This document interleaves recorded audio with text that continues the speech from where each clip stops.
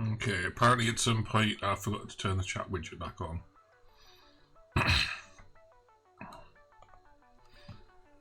Give a second.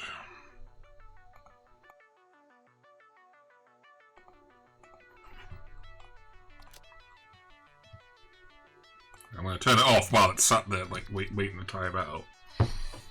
Actually, that's a thought. I want to go check in the interface. Is there, like, a thing?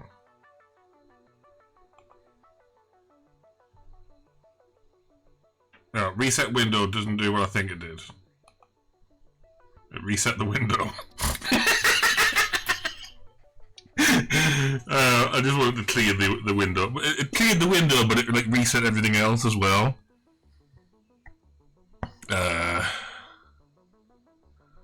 So yeah.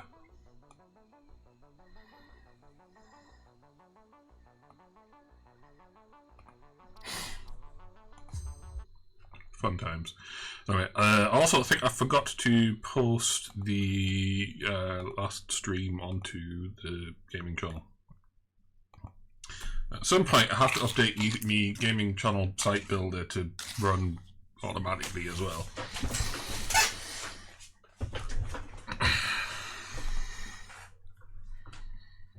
Right, so last video.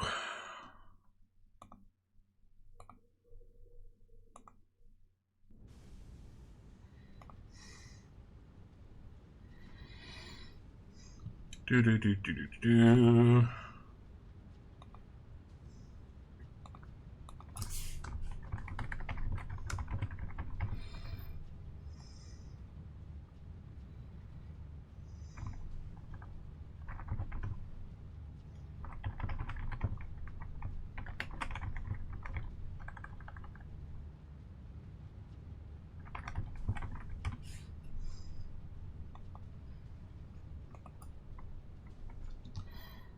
See how stable's the power.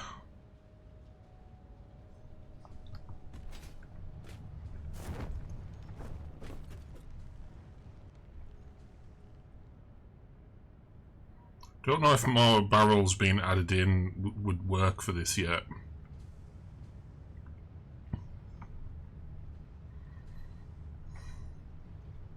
See that video started uploading? Yep.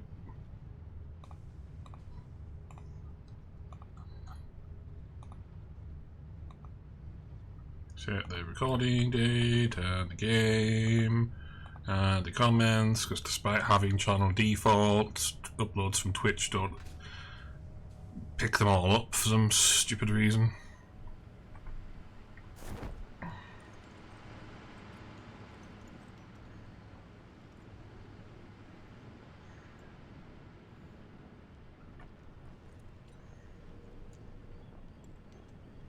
Yeah, but have I got like a bottleneck in the waterline like I did with the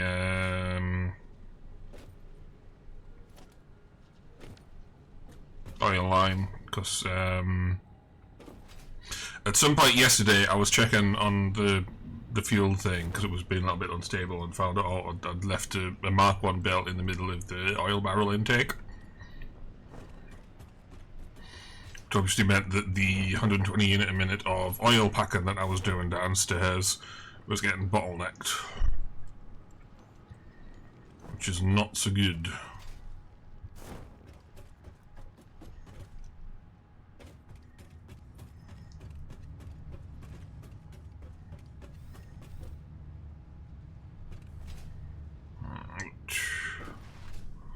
Water over here.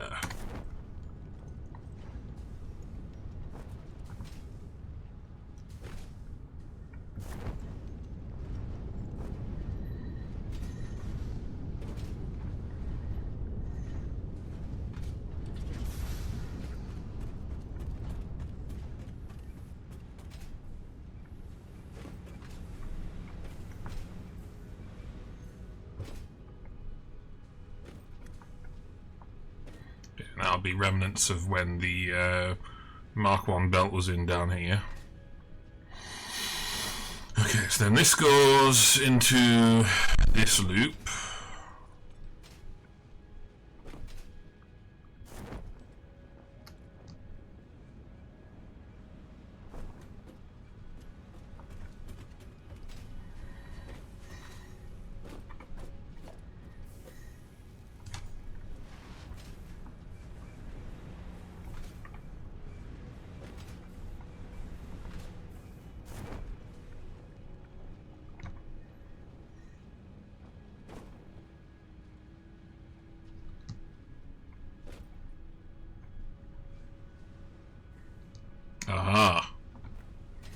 problem is here. Because there's... Right, okay, yes, right, I'm seeing what's happening now. So, because there's a low intake of fuel downstairs,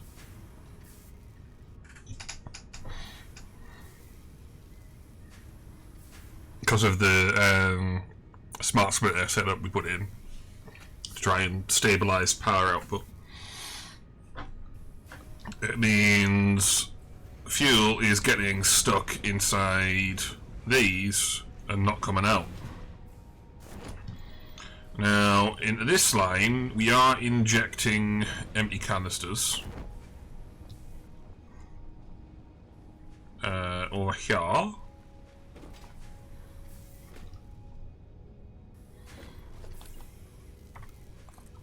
thinking what we do is we inject another one.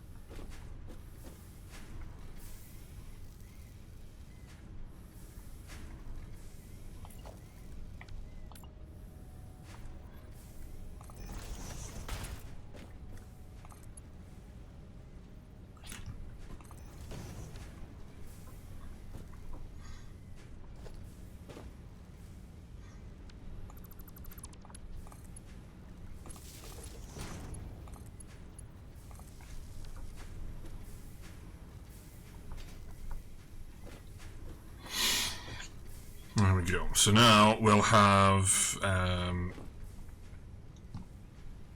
twice the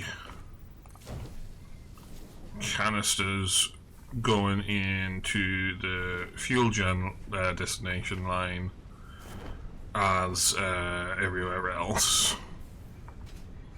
which should mean that these will stop getting backed up.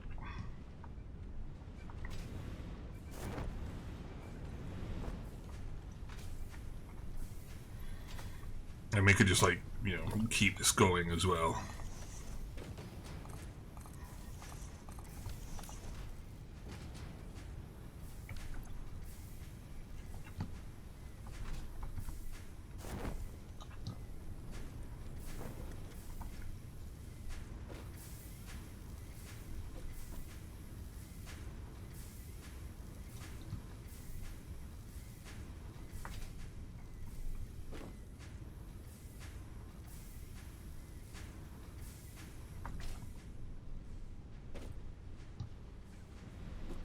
So eventually these are going to get backed up.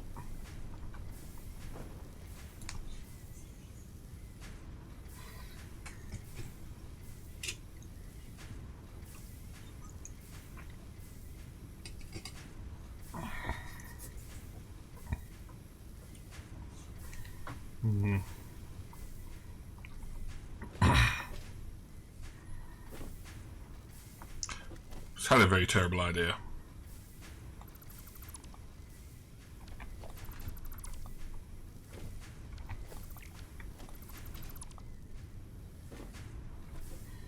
I have no idea what I just deleted.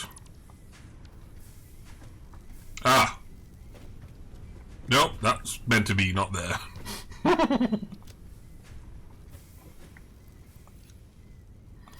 Right, so we go on to stick mergers down here.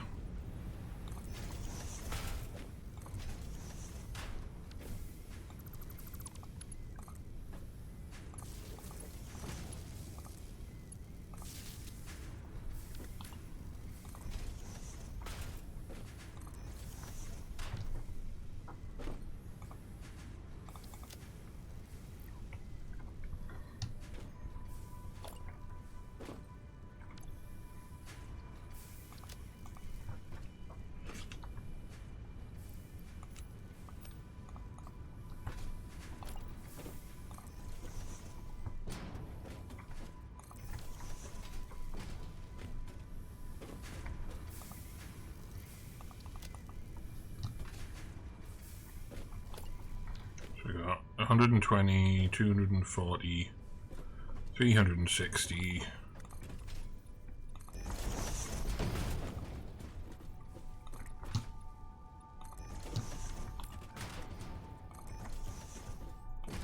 $480.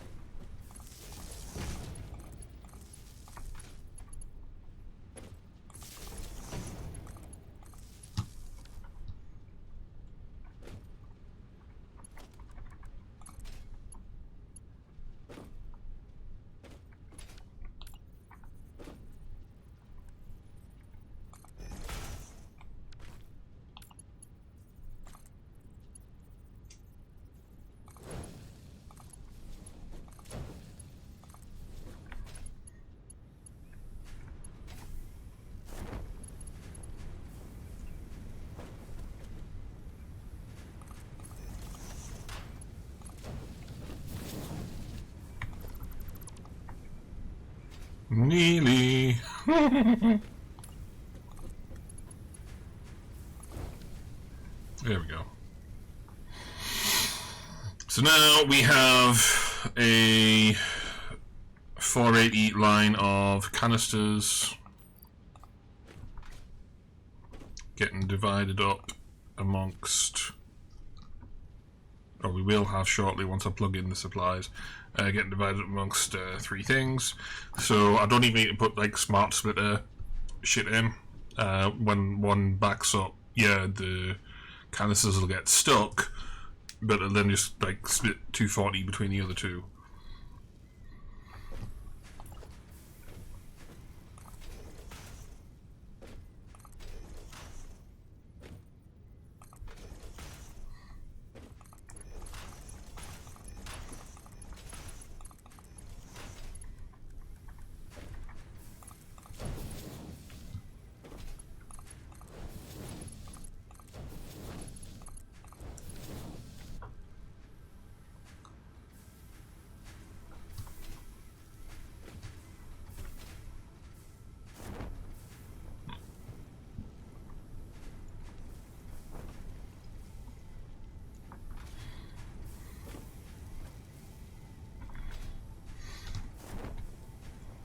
Where's that item crate?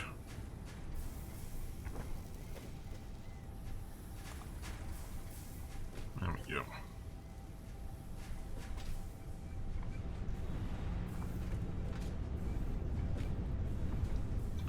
I probably don't need to be injecting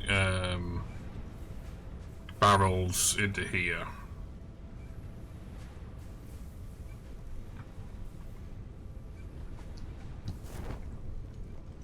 Like, how far back does that line actually get backed up?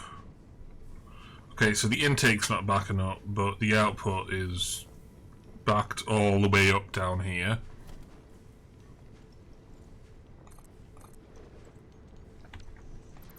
Yeah, let's see. Let's go see how many are in each thing.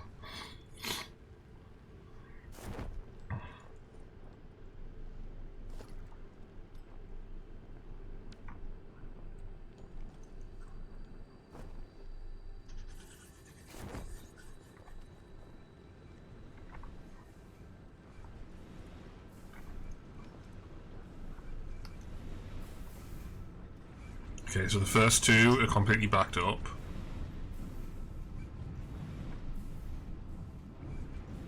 So, yeah, I think we can safely, I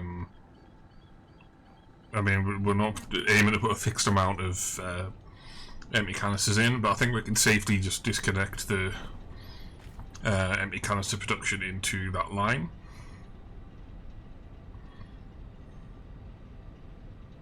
Obviously, when we overclock the oil extractor, that will change.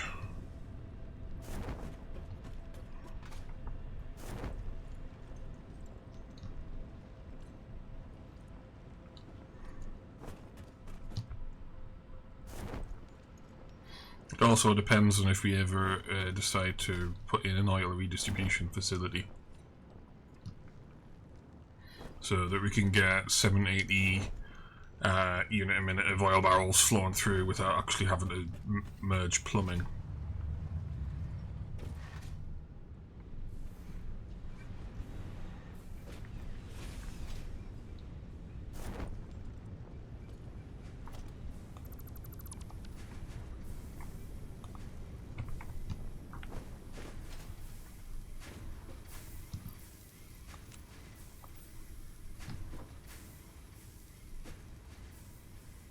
Now we can see these are getting full.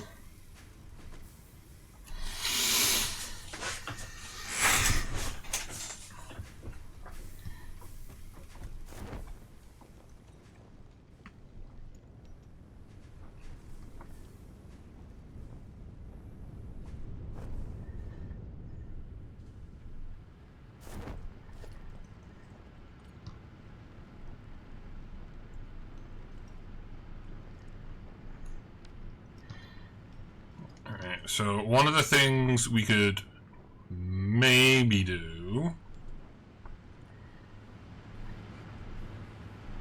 is take the smart splitters out. But I quite like the idea of having more reliable assumptions about how this floor is going to operate. So smart splitters with the middle lane set to overflow all the way down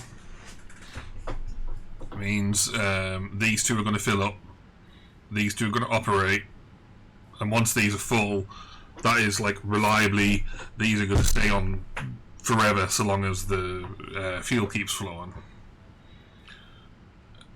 and then so on and so on and so on until everything activates. I mean, we saw earlier there that one of the packages had like 86 canisters in, and the next one over had like 7. So you can see we're filling up, so we've got 26 here and 3 there. So the intake rate and the unpacking rate is causing canisters to flow through. Now, we're not like flowing all the way down. So some of these fuel canisters are getting stuck inside here, which is fine. We don't necessarily want constant flow into the fuel gens. We want reliable flow into the fuel gens. So yeah, we're good here, I think.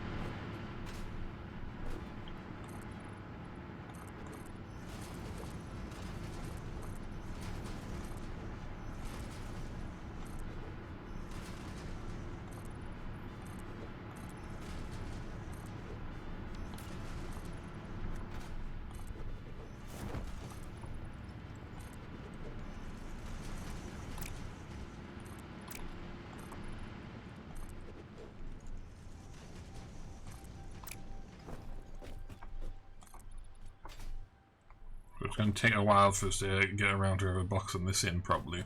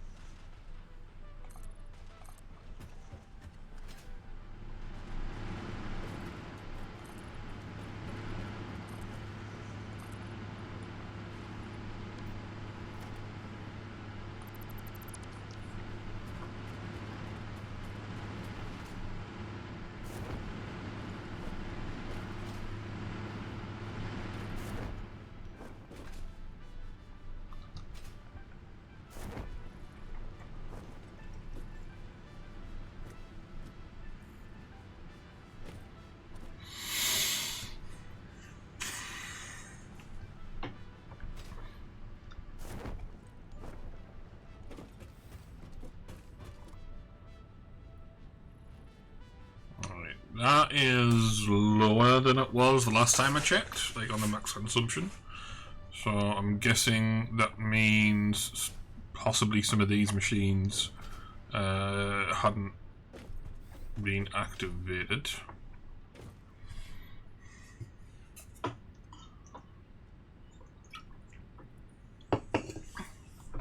But one of the things I was thinking about yesterday was a separate power grid chip for fuel.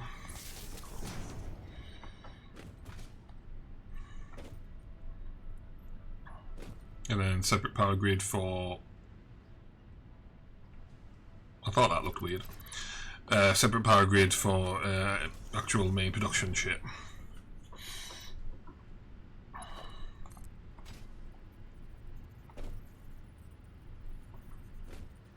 So pretty much this entire side of the factory needs to be connected to everything on the ground. So like oil extractors,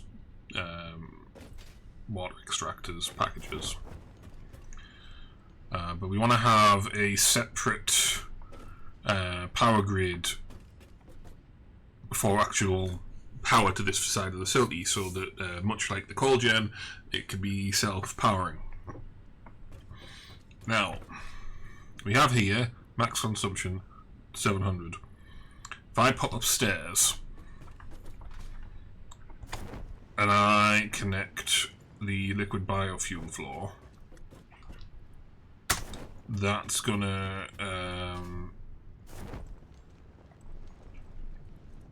kick back in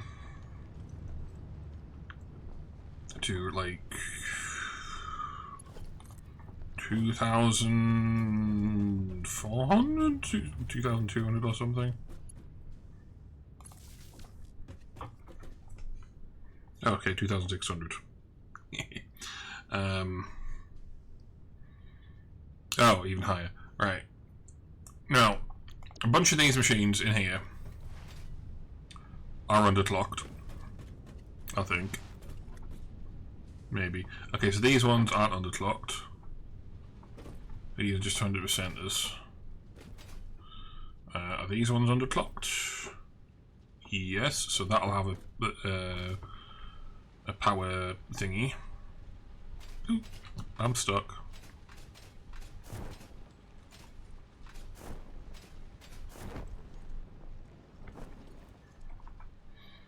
These ones aren't.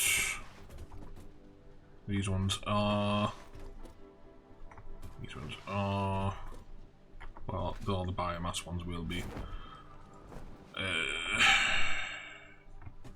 Underclocked.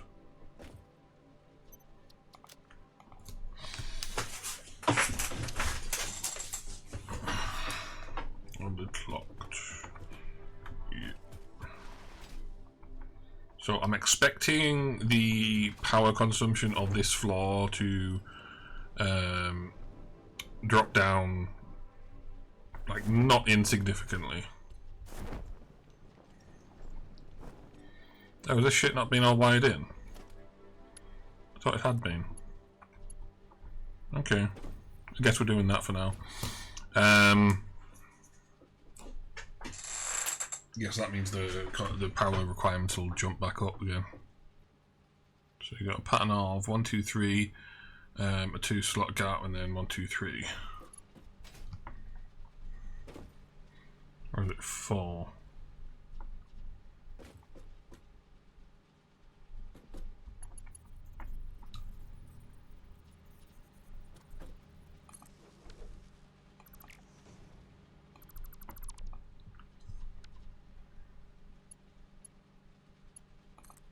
All this like nonsense up here because of the theoretical maximums.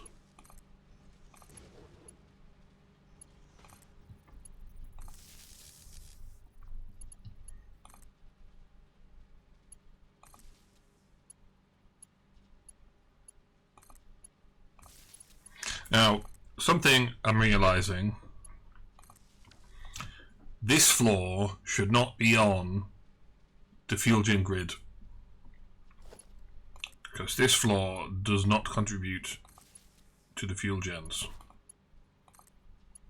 Although it's producing liquid biofuel, the idea is this is just going straight to storage. So we can eventually experiment with the jetpack when we can be bothered.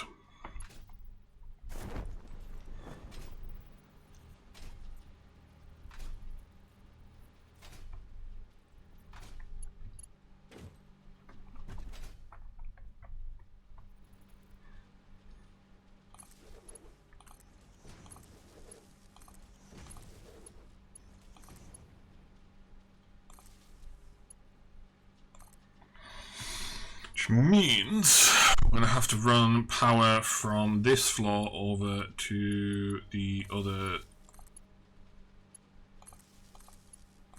ziggurat, so that it'll be clearly on the production facility side of things.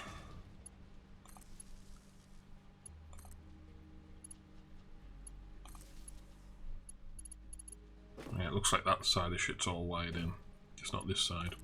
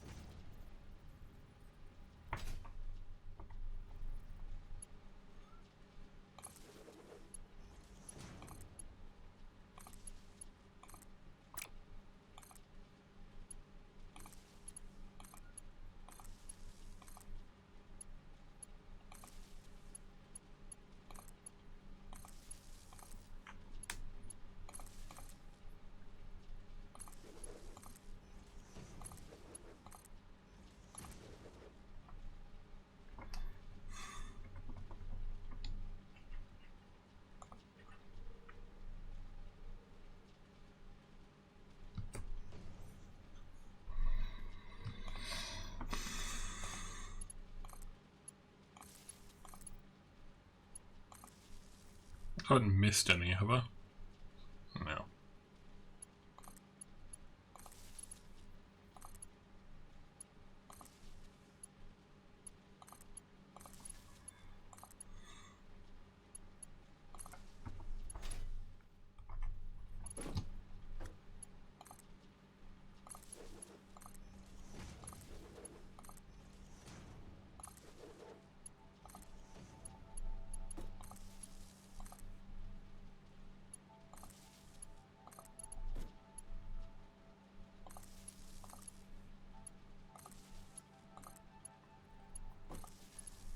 Yeah, I don't think that pattern works anymore.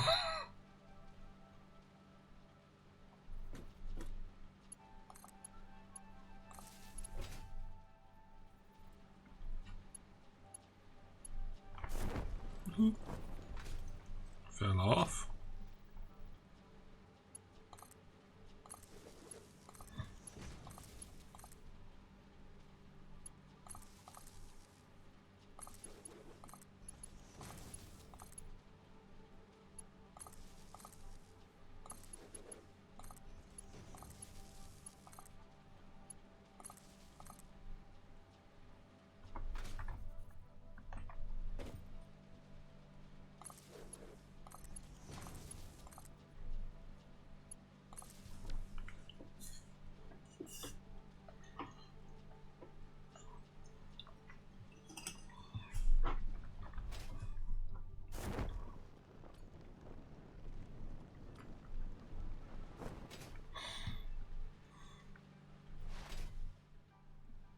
So we'll want to have the water extractors for this floor,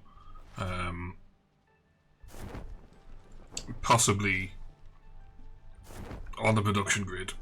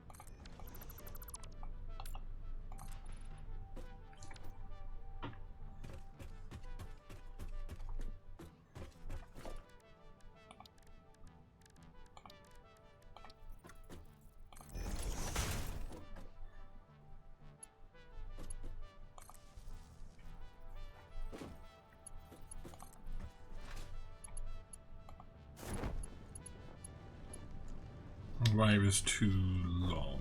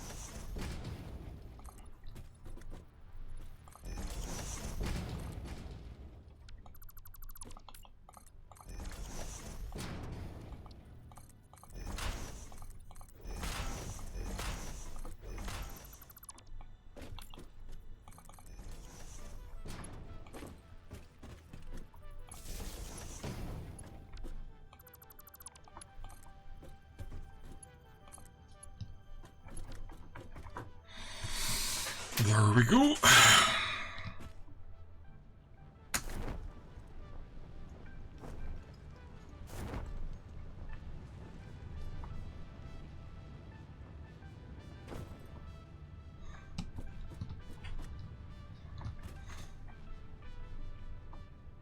So I want to go separate these two sides.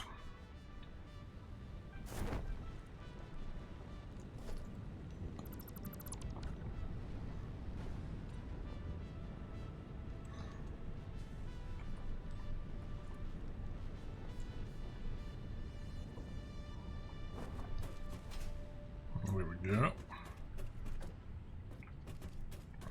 So now anything on This side won't contribute to that.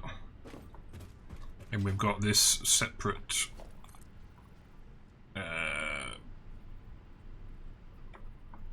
power pole here, which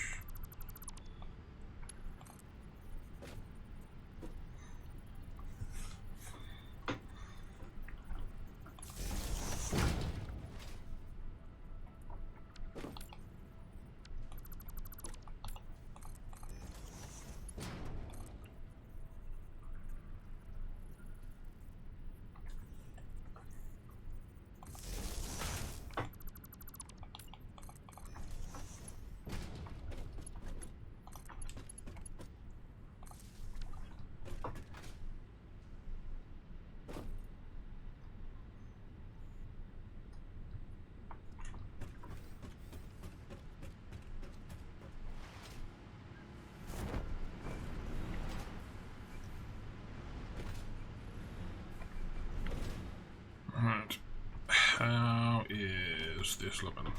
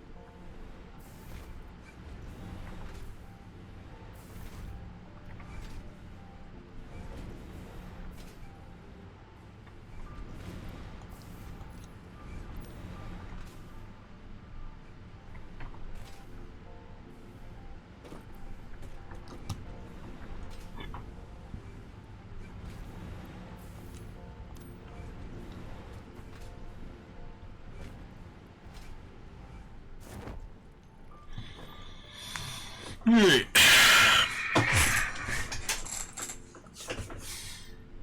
So that should bring the power consumption of this side.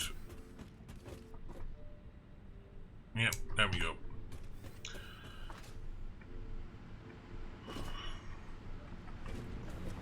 So we'd want to have... Here we go. So this is going to be the main grid power output.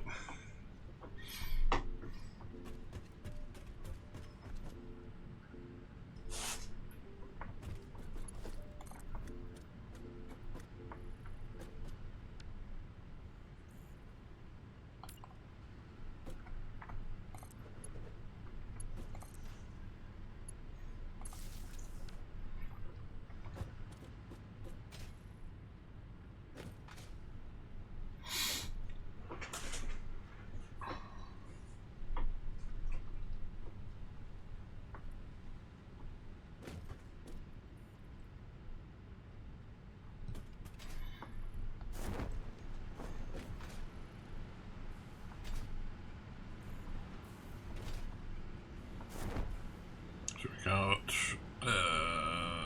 we want, at the moment we want these lot.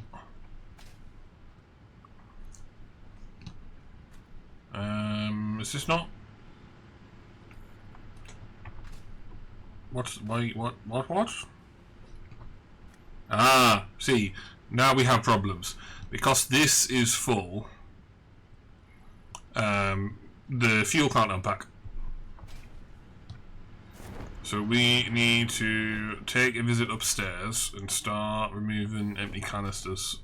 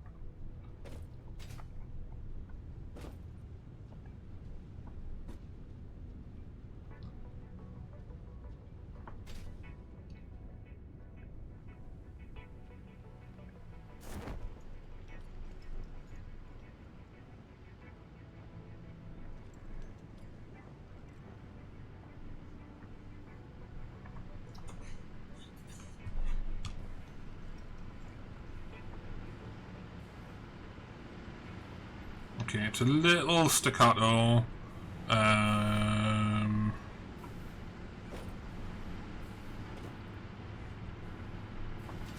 We can address that a little bit. I think it might be addressing itself. Because that's slowly creeping down.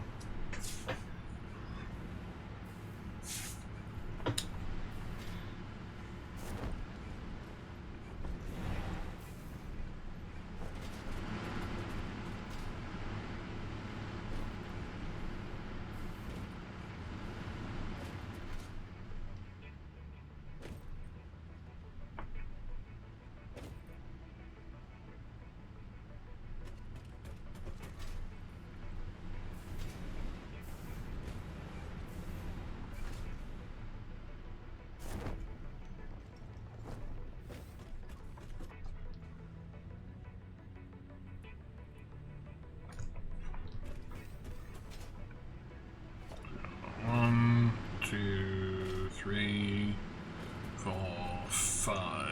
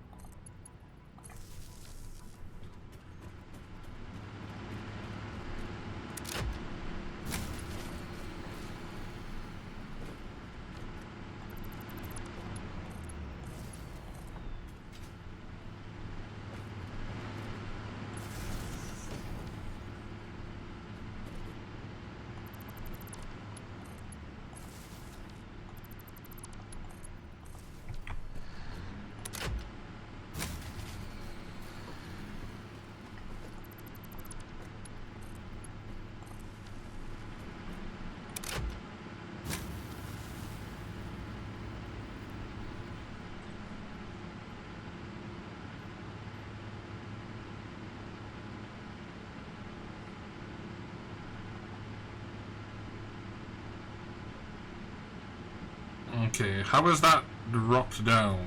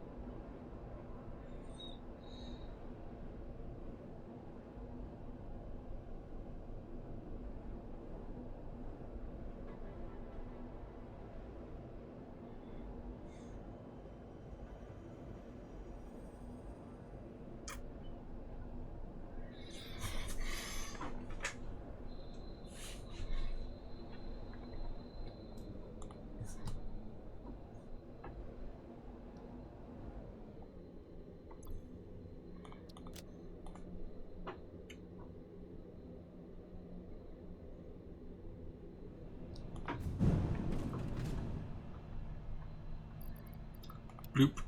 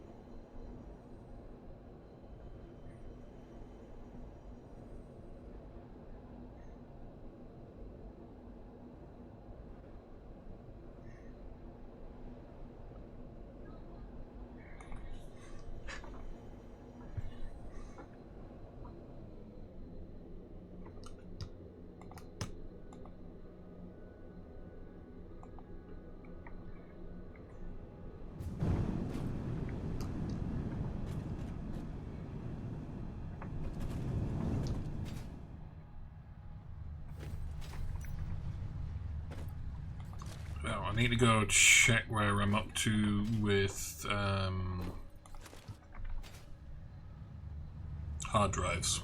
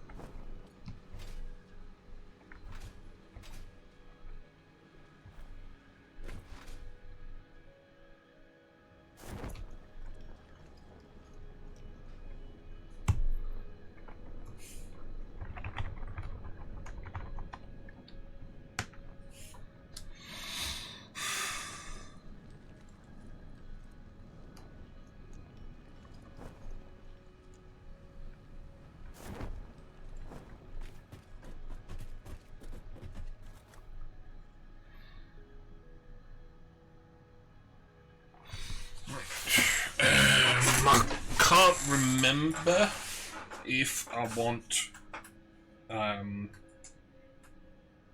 adhered iron plate. Stitch iron plate is good.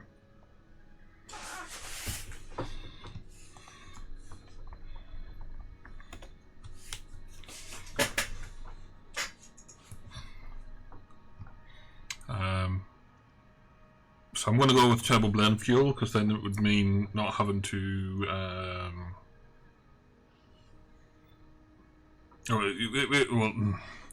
it would give us maximum flexibility with my options. I don't think that I've actually got turbo fuel unlocked here.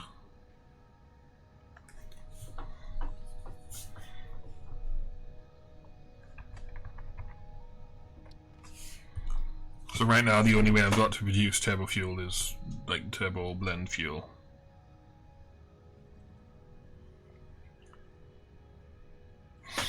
So I think it's we're going to have some skim time now.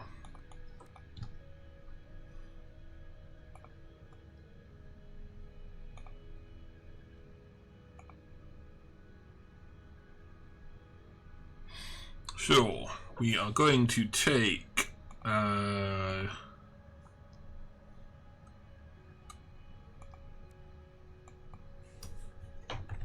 780 oil, because this is we've got a production line reserved for shoving one Mark V line of oil into the fuel production floor and then seeing what happens.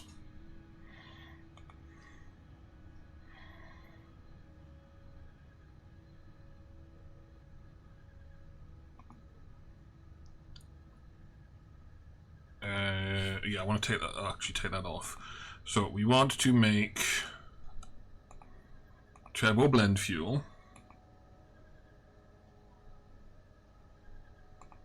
and we want fuel to come from, okay, the UI is screwing up, so let's just do it the old way. I want fuel to come from diluted fuel. We're going to select diluted fuel so then we don't have to look at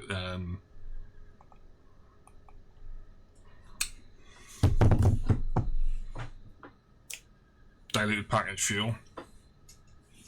It's the same recipe ratios, so like resource wise it'll be fine.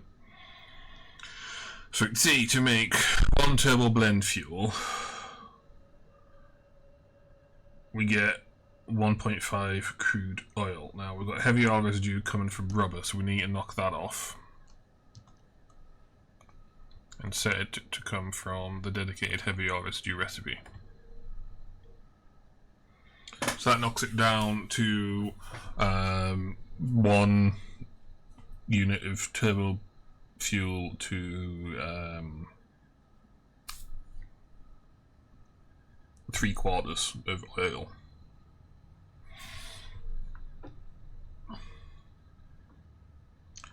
So if I do some quick math, do 780 divided by 0.75, so that is 1040 turbo blend fuel. Right. So now we're going to duplicate this tab,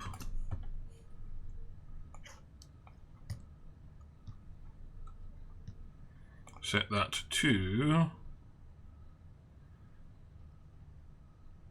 turbo heavy fuel, just for giggles. Set this to 1.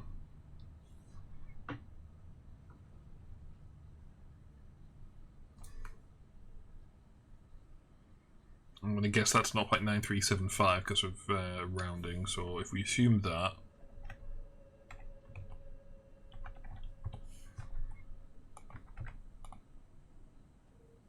yep, there we go. So we can see with turbo heavy fuel we only get 832 turbo fuel.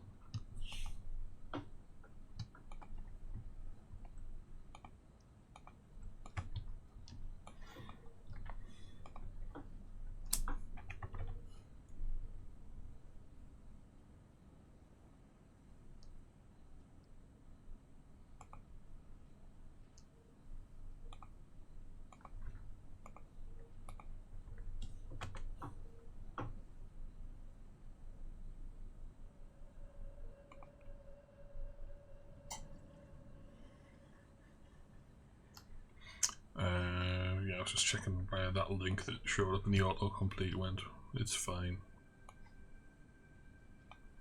There was that one time I accidentally leaked some shit because of how I had the screen share set up, and I ended up deleting the entire playthrough's worth of VODs Because I was like, oh shit, I've been doing that wrong. Right, so set this back to normal fuel, normal turbo fuel, and we set that to 1. So that's now 0.45. So 780 divided by 0.45. So 1733.3 recurring.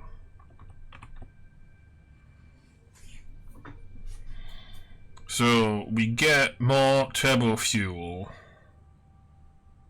out of this recipe, like the default recipe, which seems honestly kind of weird. But let's look at the other items. So turbo blend fuel takes, it takes petrol, coke and sulfur, is that right? Oh yeah, right, okay. So it takes petrol, coke and sulfur. It takes a hell of a lot less, which means we won't have as many supply chain problems.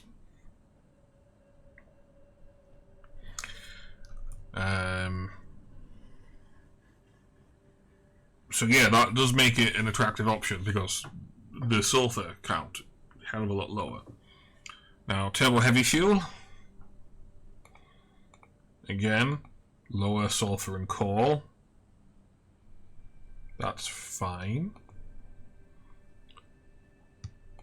So in terms of supply chain, turbo blend fuel, good. In terms of actual production, default recipe, good. Now I need to check if there's any alts for compacted coal that I've never looked at before.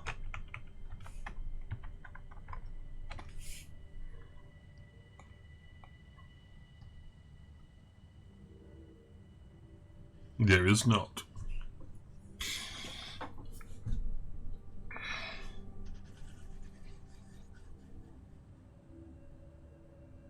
So, yeah.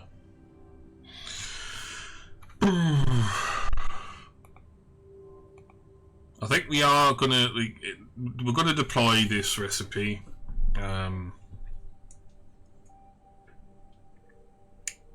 Purely because it means we don't have to belt in as much sulfur, which is good.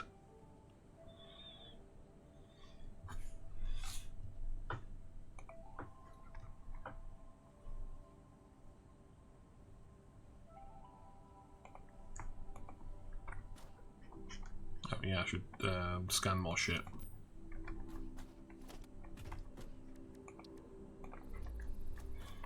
I was considering for a moment whether I should actually unlock the default recipe, but because of the supply chain issues and the fact that although I have this trickle supply of Mark V plate going, I'm nowhere near being able to maximise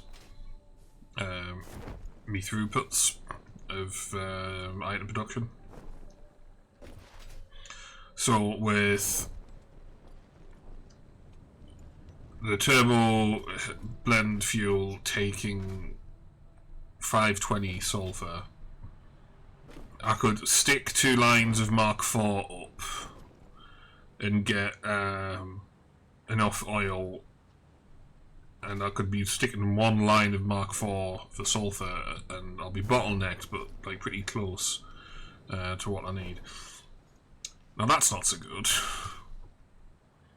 I mean, we've got 1/7 of a manifold's output. I would have hoped to have had more aluminum ingots. That takes a manufacturer.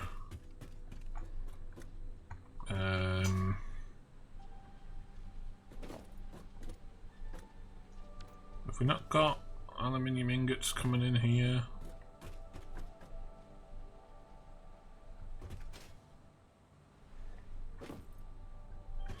Oh no, it's outside sheets. So yeah, that wouldn't have anything coming in. Because that manifold's just not built. Battery, we're not going to set up. Ooh, casing we should set up though.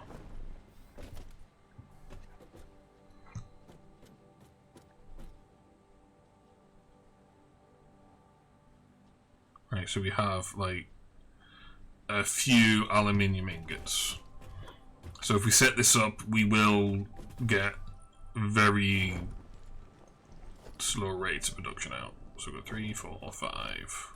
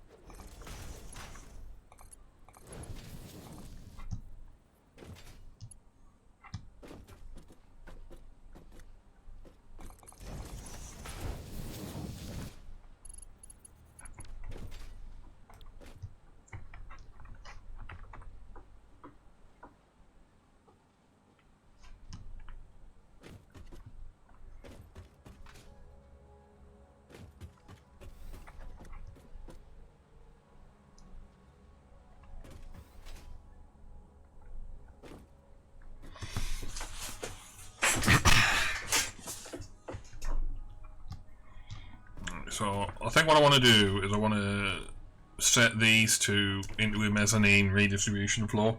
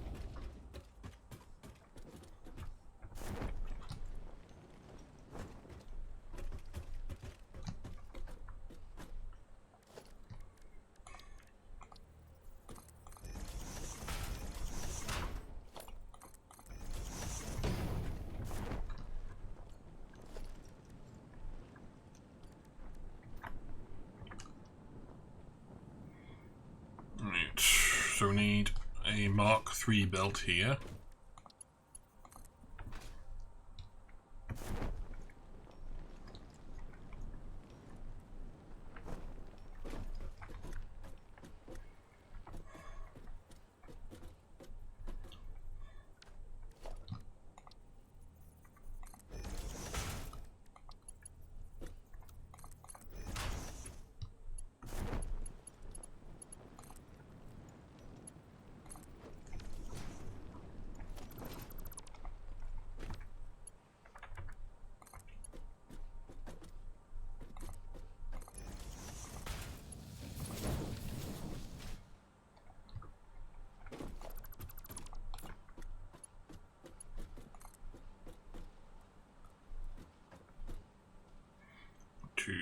3, 4.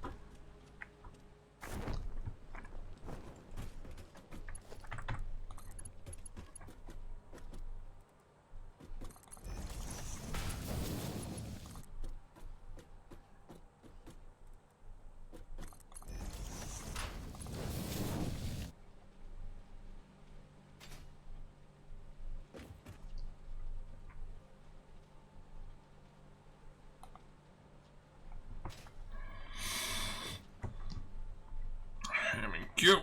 So we'll have these 2 lines coming in, and that will just effectively load balance into LAR.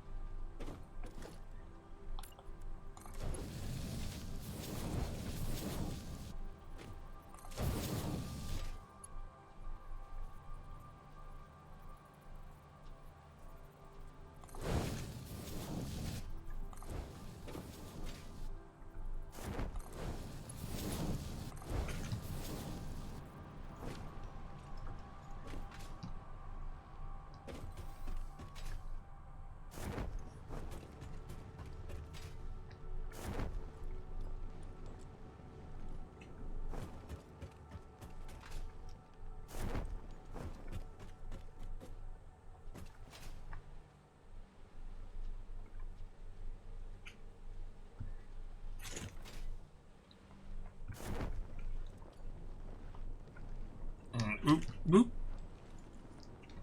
There's no warehousing on that one.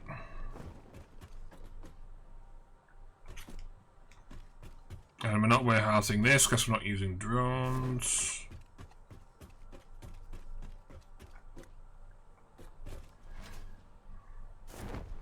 So we just upgraded that one.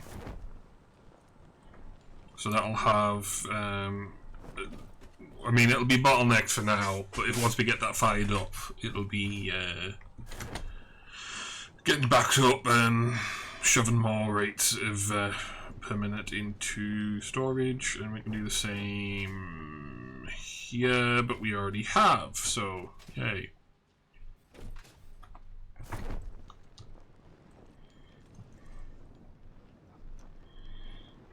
And that's already sorted.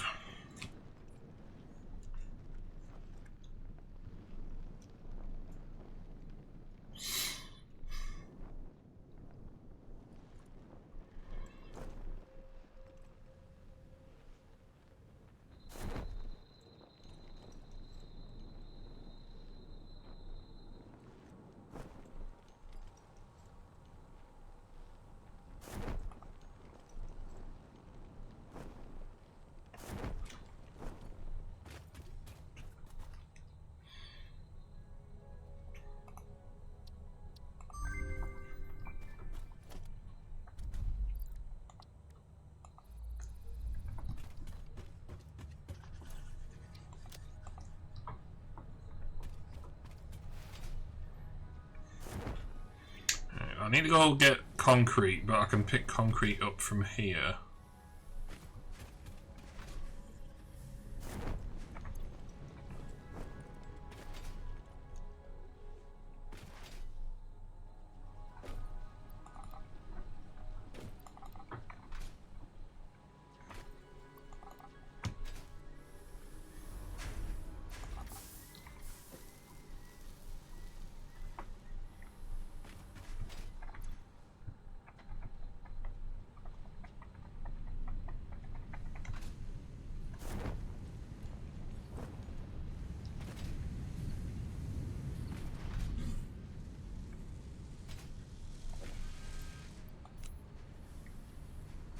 Bloop.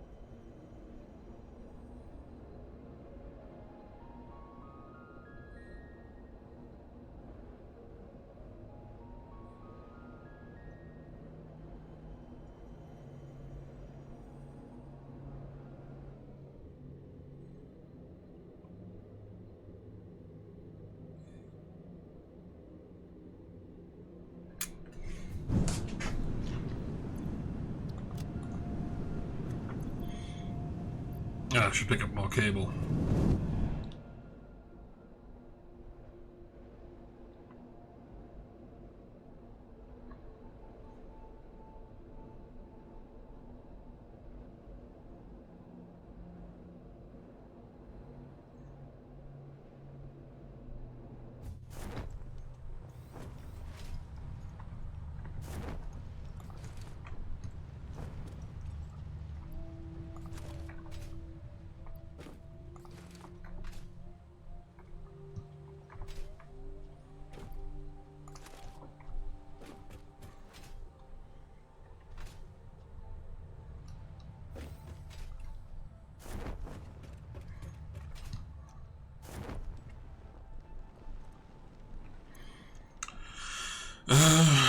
Where was it? Like, I forget if it went ding while I was pottering about. I should go check on the progress before I bugger off.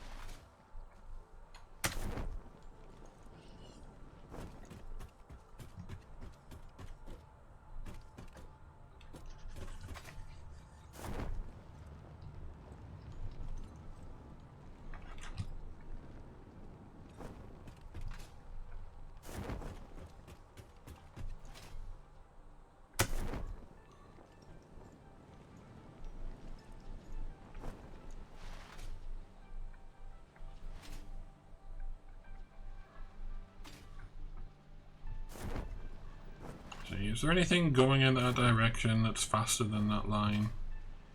Don't think so.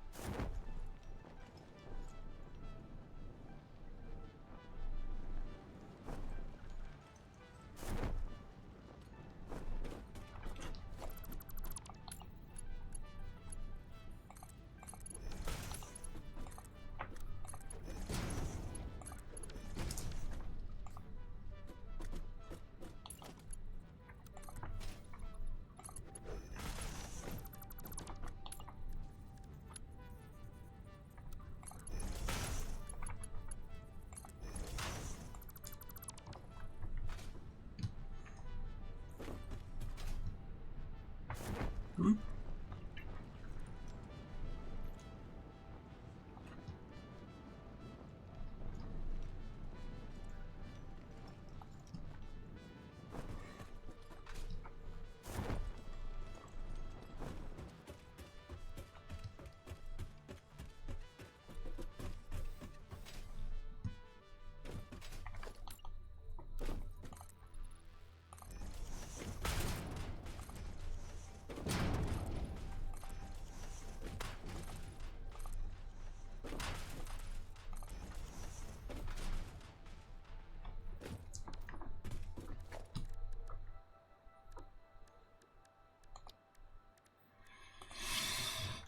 So, we want to try recycled plastic. I'm just going to pull up skim.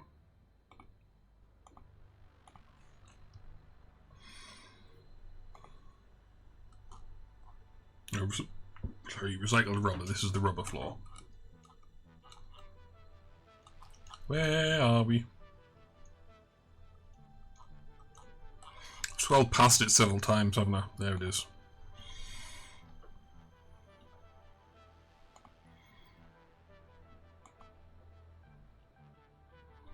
So we're gonna have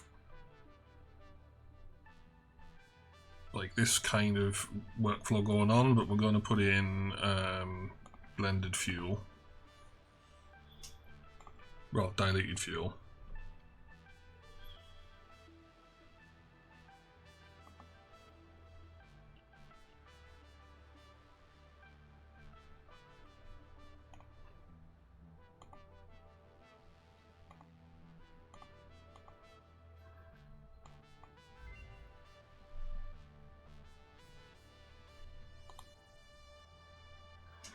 So if we want to have, how much is it on the thing?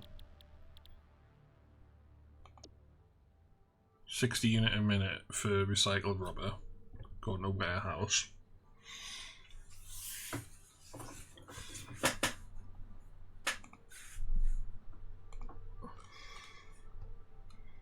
So this is like not a feature of Skimmer I use all that often, because mostly I'm concerned about the item list, but like I want to like visualize in my head versus visualizing on Skim, and I've just realised the wrong window's showing. This is what happens when I leave Skim windows open. Bloop. Here we go. So yeah, 60 unit a minute of recycled rubber. So we generate 30 unit a minute of plastic, which generates 15 unit a minute of heavy oil residue, which gets converted into 30 unit a minute of fuel.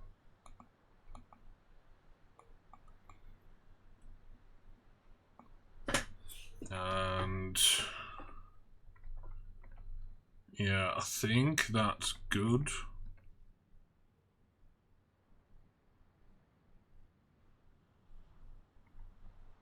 In terms of like, it doesn't need like any dedicated heavy oil residue machines being put in the mix. So that will take 45 unit a minute of oil.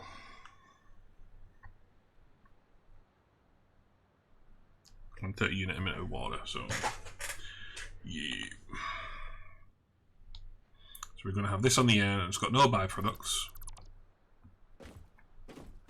So we put that merger right down here, and we don't need to raise it up for convenient plumbing, because, you know, no byproducts.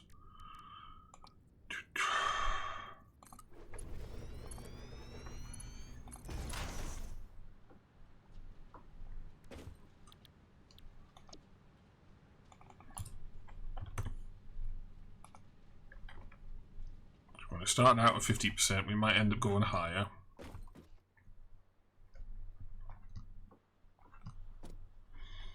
So into here we have to fit these two.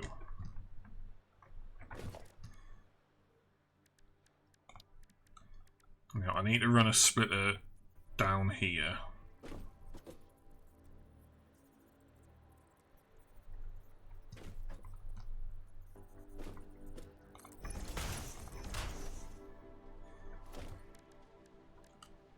Like this will hop over.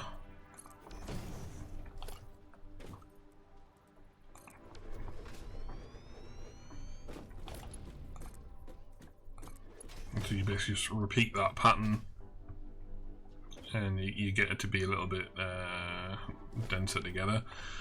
So we need to be producing 15 unit a minute of fuel.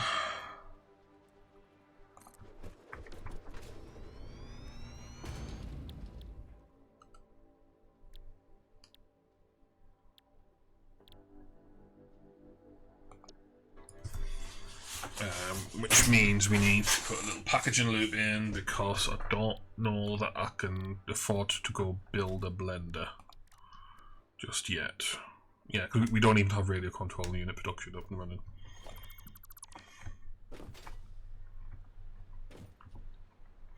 So we will need to put a packager in here.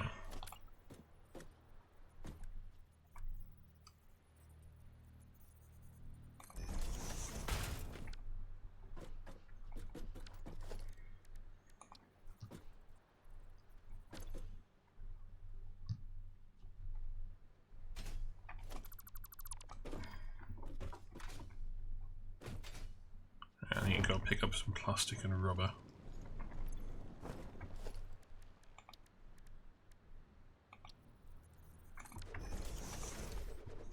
Oh yeah, I should also go check on the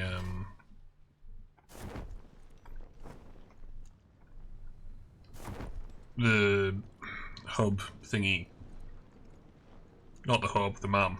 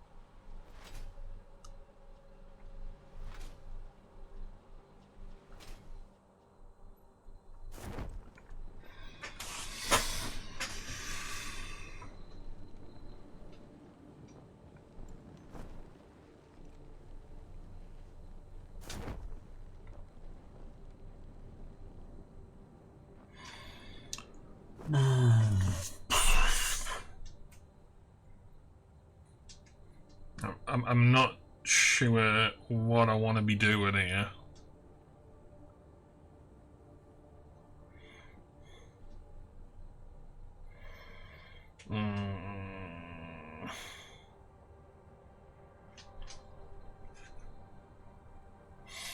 Let's go insulated for giggles.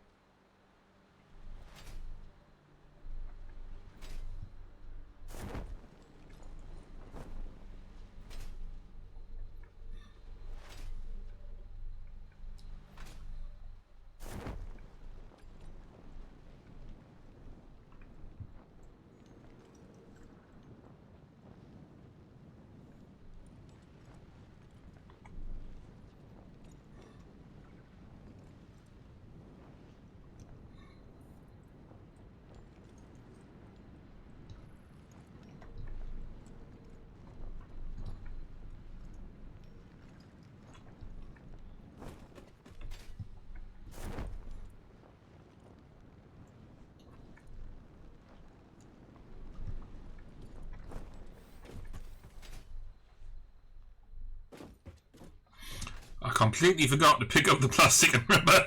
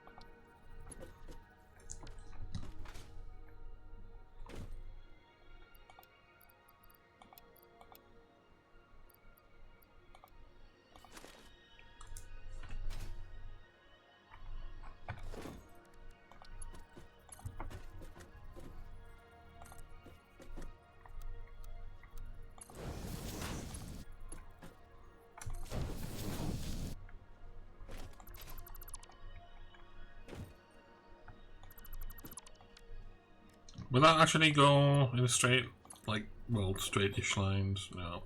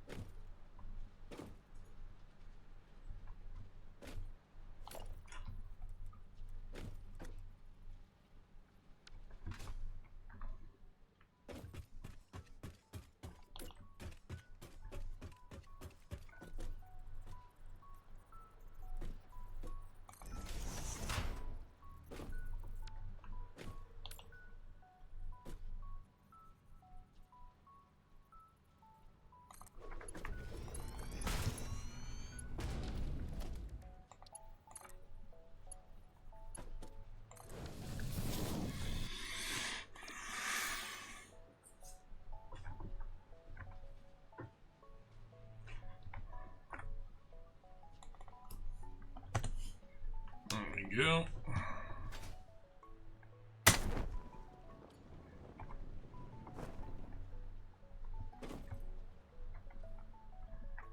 Okay, so that needs to come over to here.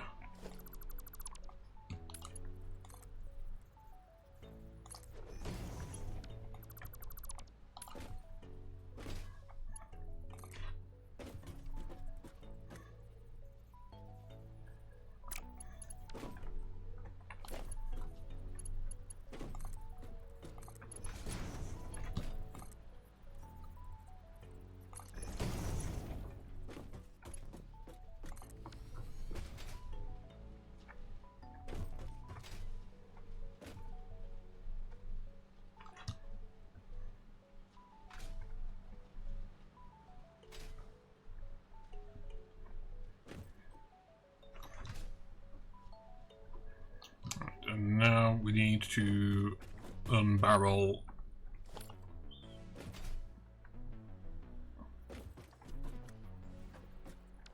some stuff.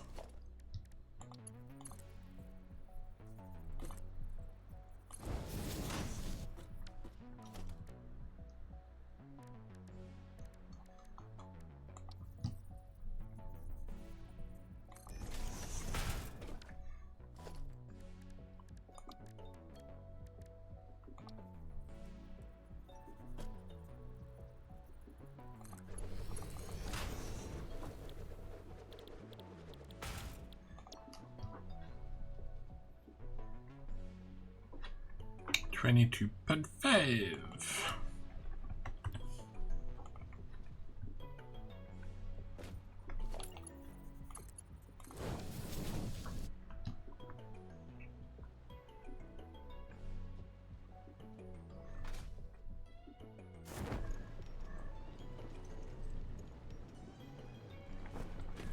How far over does that get shoved into this lane?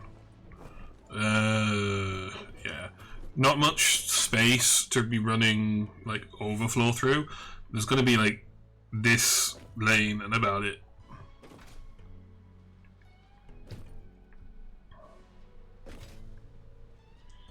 Now, this can't snap here. Can it? Oh, it can! Cool. Right, yes.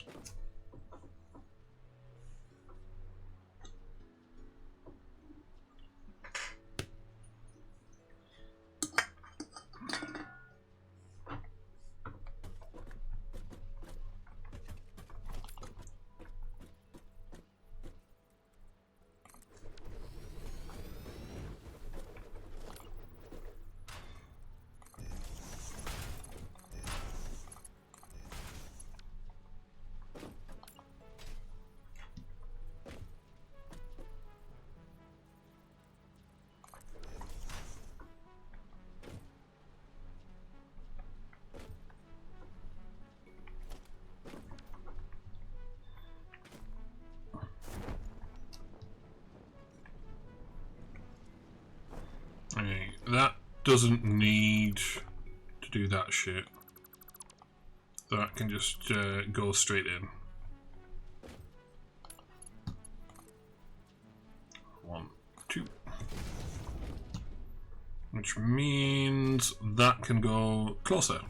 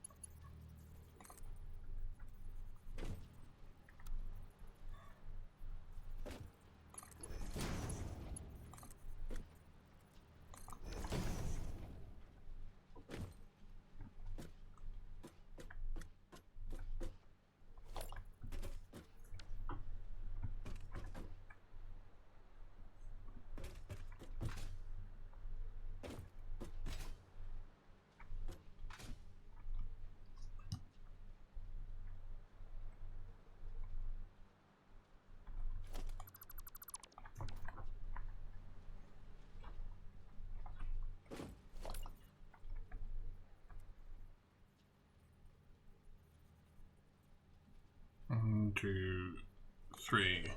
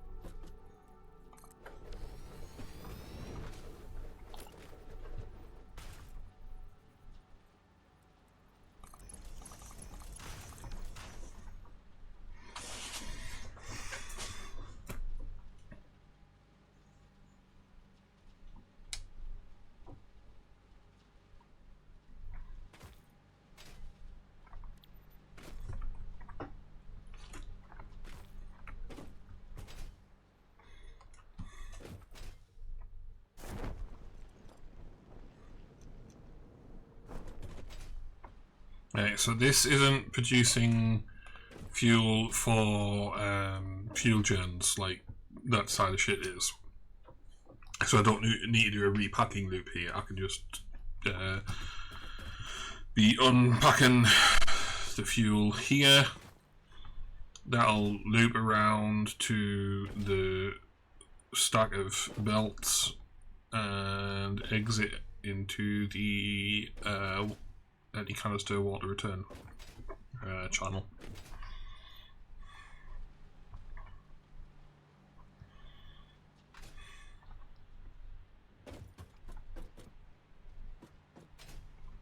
Right, what's this one? Packaged water, yeah.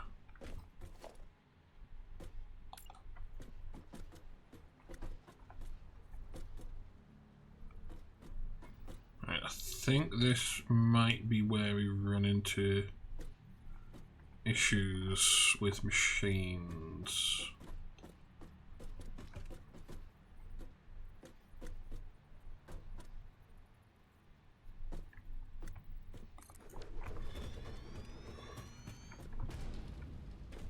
Yeah. So when this is snapped to here, which is, yeah, that's aligned with that one. This refinery is in the way of this belt. Now the two options here are going to be either we run this lift higher so it passes over,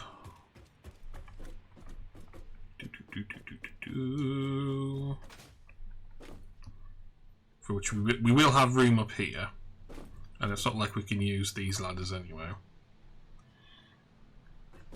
So this will like hop up and over and hop back down, or we can move them like one belt width apart. I think that would be like a little bit more interesting aesthetics wise.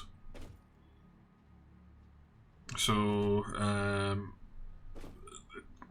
I like to have them densely packed, but one belt width to accommodate that, so it doesn't have to go all the way up and over. That's fine. So what we're going to have to do here is delete that, that, and that. And then we need to bring this down here. Got it lined up with that. Then we see how much space we can squeeze out.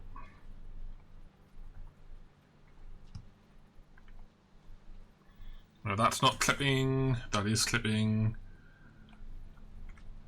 Yeah, so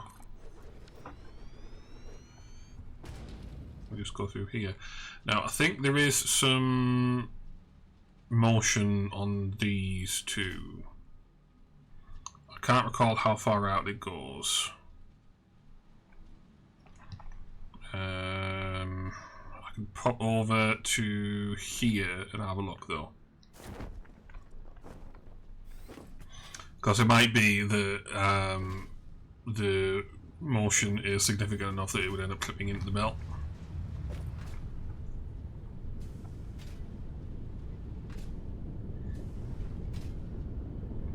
Well, it clips into the machine next to it, so it would definitely clip into the like the belt. Yes. So if that actually, hang on a second, I can just pull this out.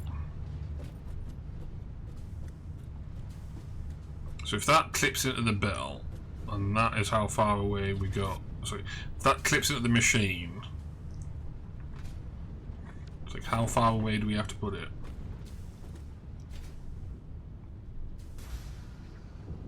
Is this one not active or what? Oh no, it's full.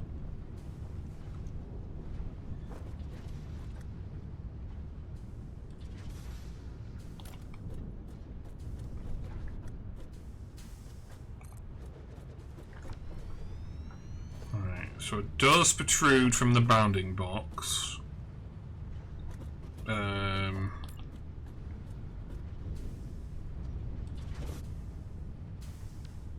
To about halfway between these two. So that's one slot out. So if we make that rough estimation,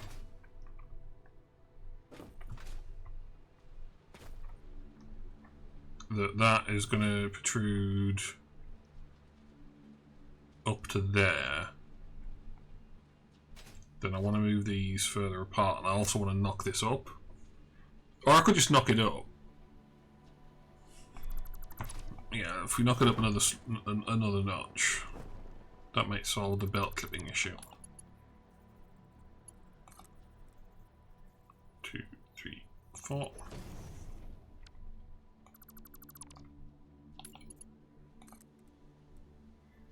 2, 3, 4.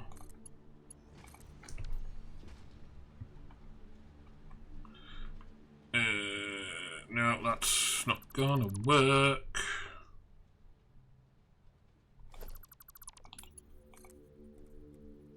One, 2, 3, 4, 5, 6. 1, 2, 1, 2, 3, 4, 5, 6.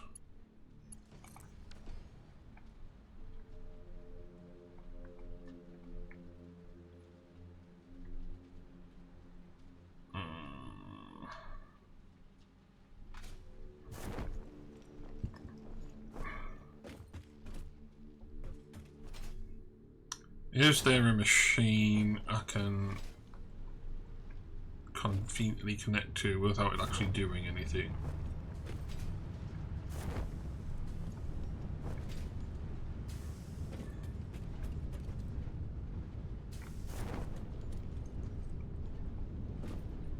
Not really.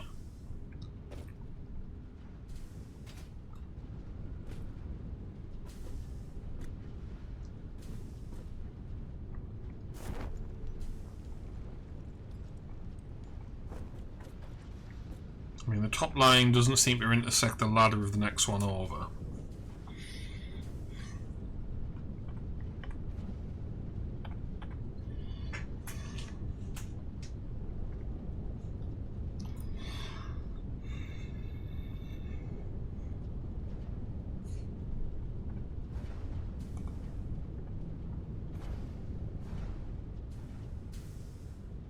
Just waiting for the thingy to poke out again.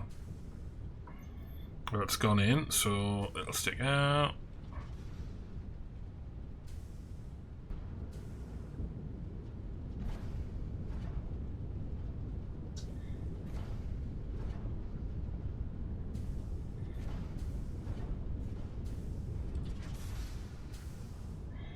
I can't say that I've ever noticed this before. I don't want to move because I think like the moment I move, like it'll go back in. Alright, so yeah, I think we like 85% confident that that 6 notches up is going to be safe.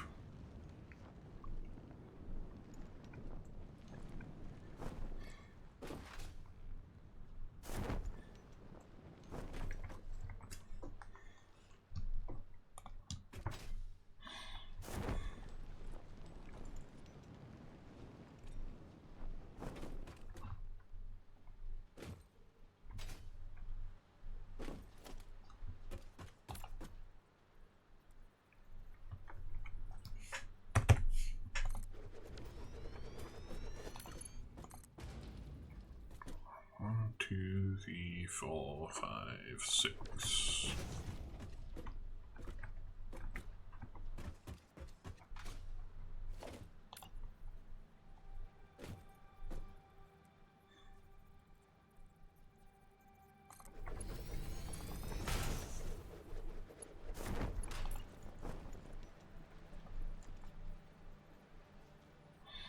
It used to be lines like this would just come straight out the front and you'd have like multiple stacks of merges and it would be a complete and utter mess. So that's why everything now goes out the back around and gets stacked up on top of the first input in the manifold.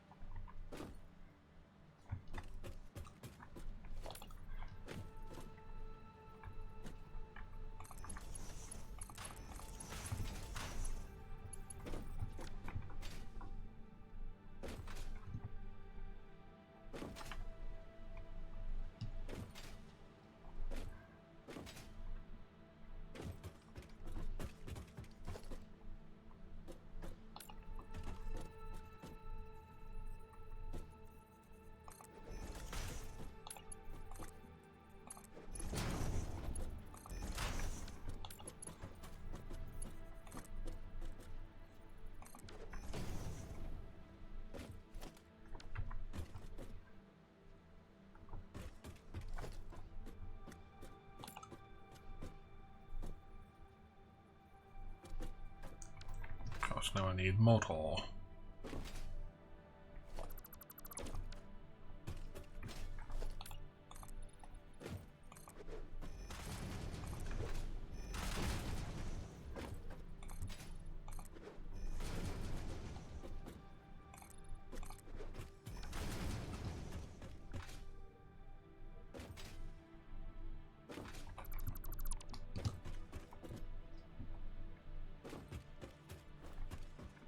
No, actually I do need that in there because this is going to be the return channel, so which means we do need the margin in.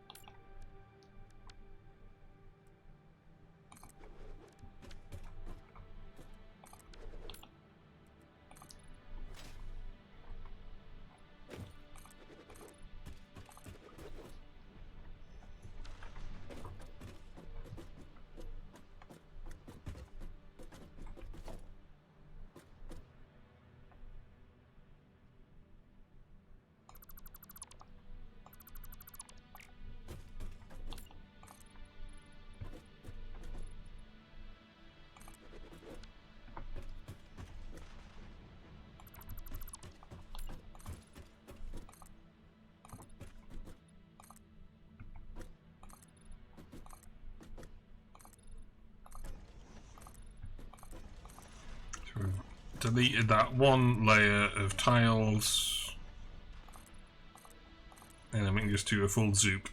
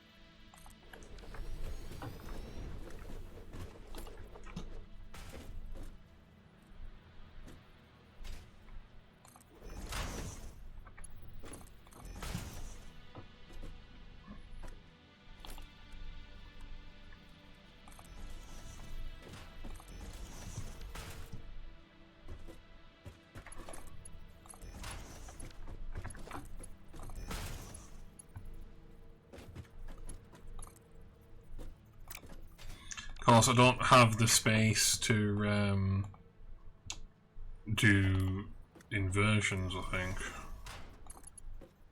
Maybe.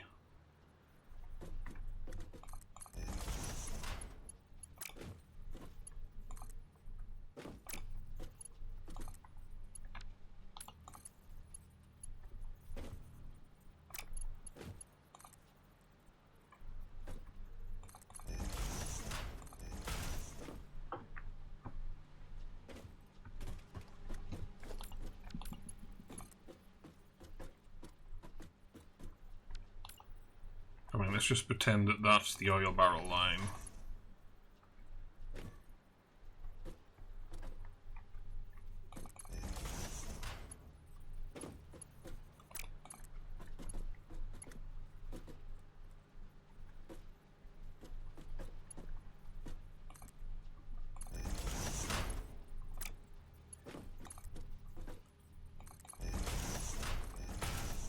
You'd have to do nonsense like that.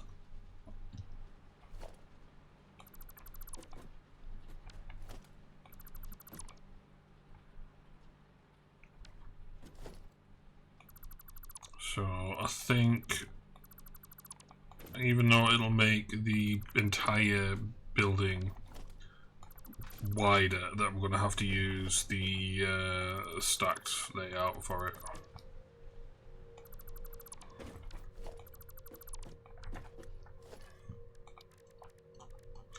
So we're going to have rubber coming out. 1, 2, 3. Just check that that's an appropriate thing apart.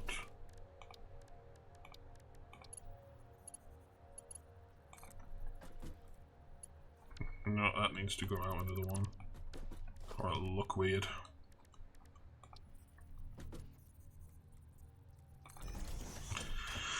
Then we're going to have the unpacked fuel coming out.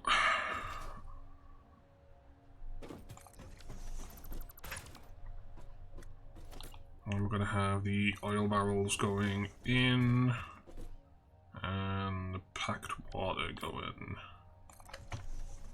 in.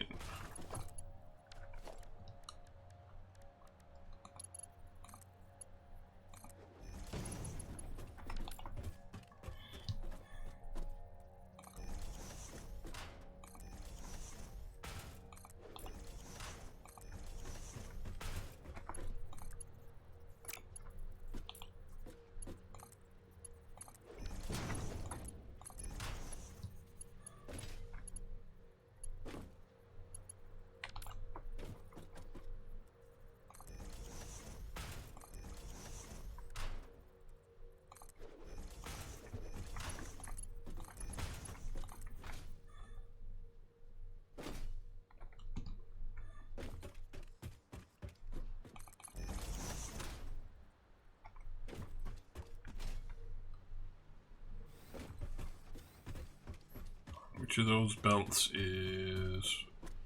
yep. Lower middle one.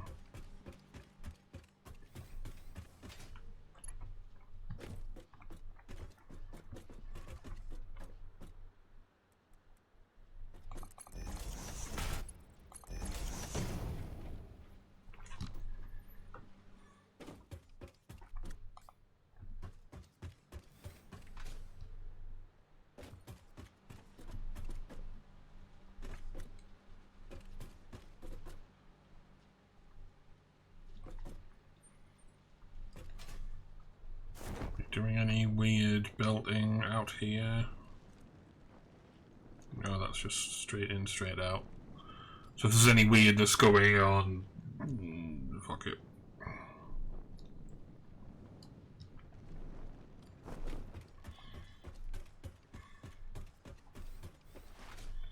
So I'm gonna do what I mentioned a few streams ago.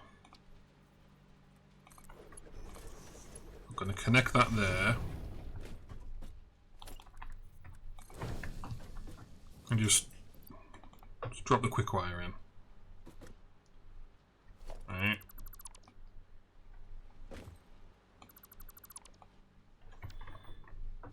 So the plan is to have the oil coming in here.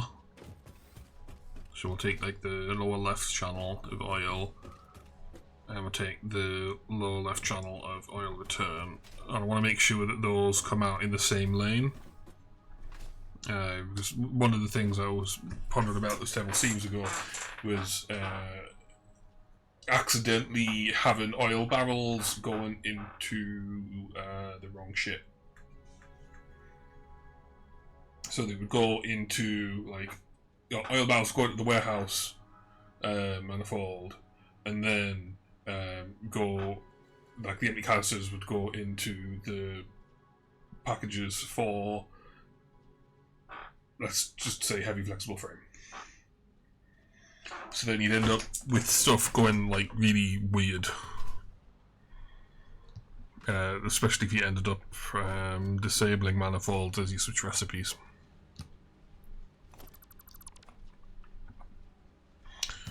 Right, we can do some more belting while we're here.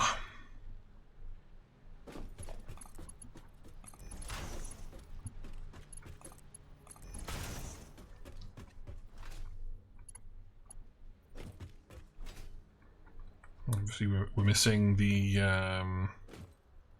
refinery that spits out the plastic.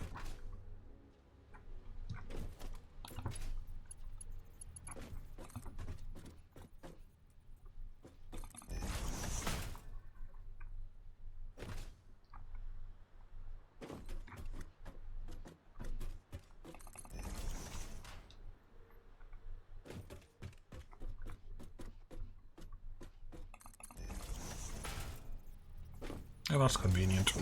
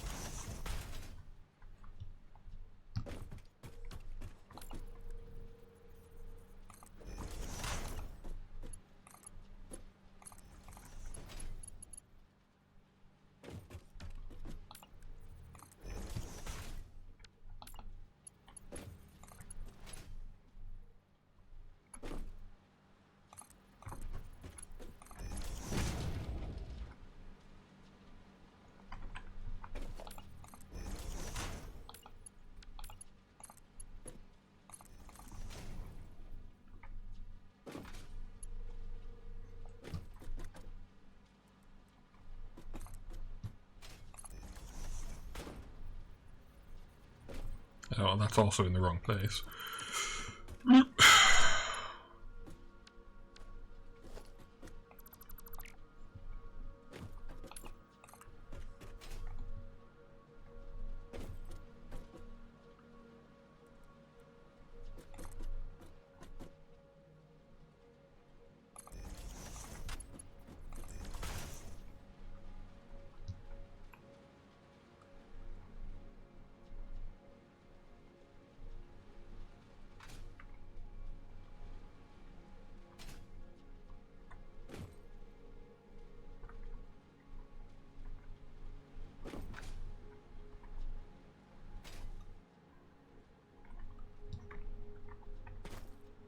Right, so we need to update the signage.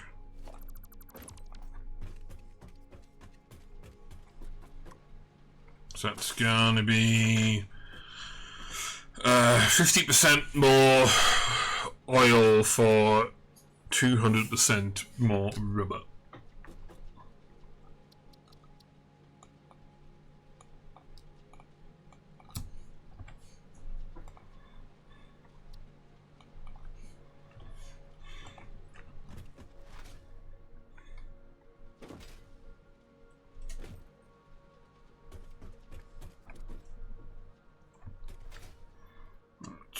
That's 30 water.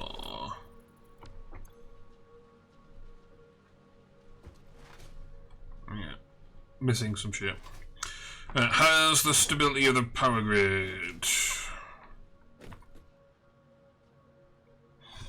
1650.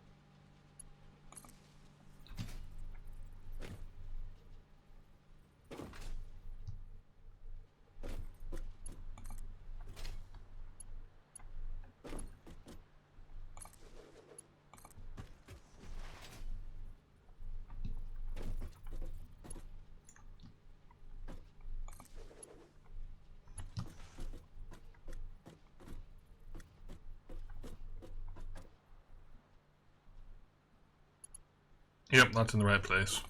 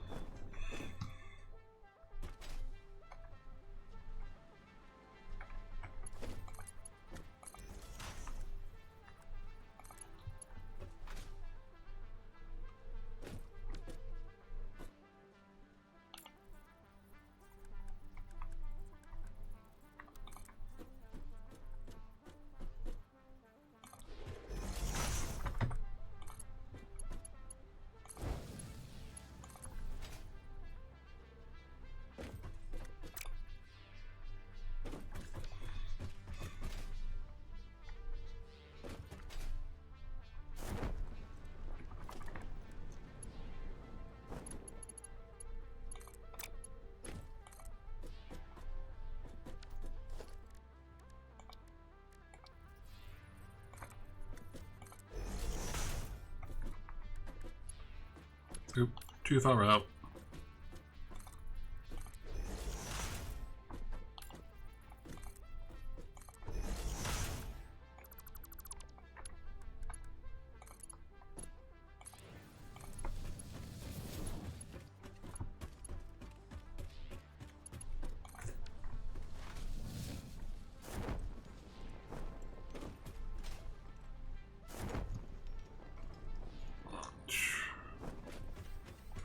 Same thing for water is going to need to be done as well.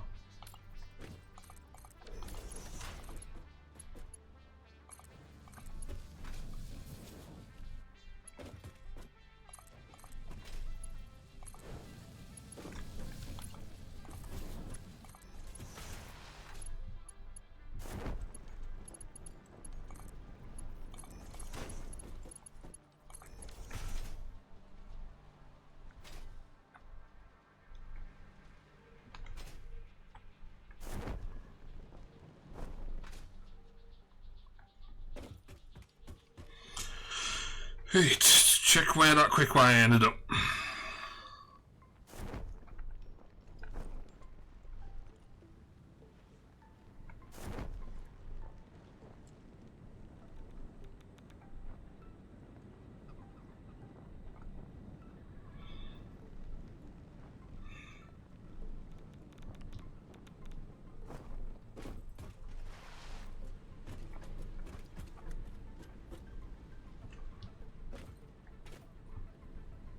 Yeah, that's worked. So we're in the bottom left.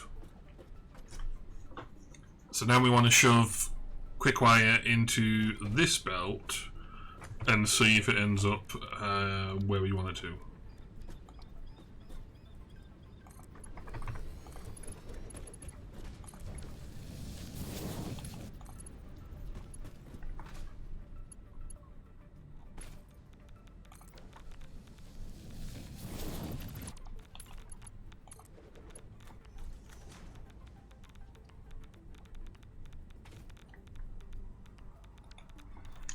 We have a problem. There's a lump of uranium right there.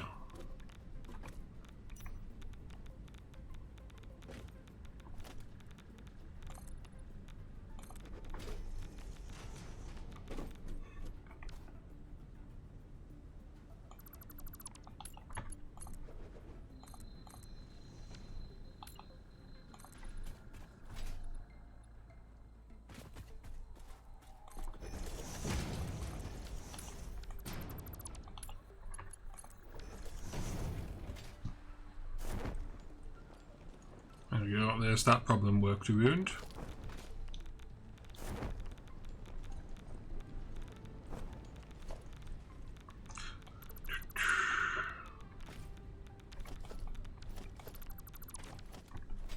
Right, now we can pop upstairs and hopefully we should find that quick wire sitting pretty clogging up the barrel line, because I completely forgot that I'd belted it through. Now if it's gone anywhere else, it might be clogging up the water line, it might be sitting pretty in one of the other belt holes.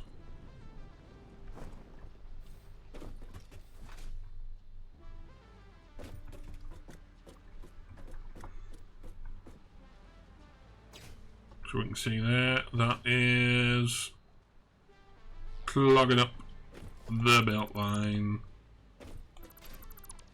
as expected.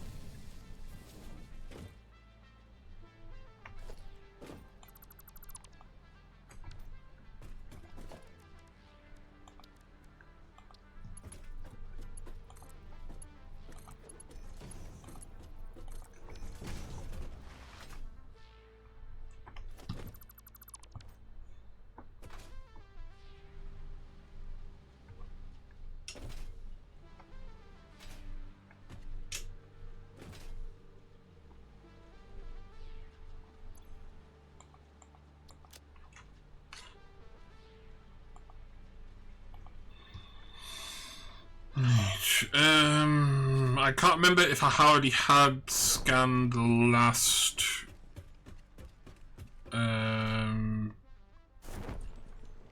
drive scanning, or if I'd already done it.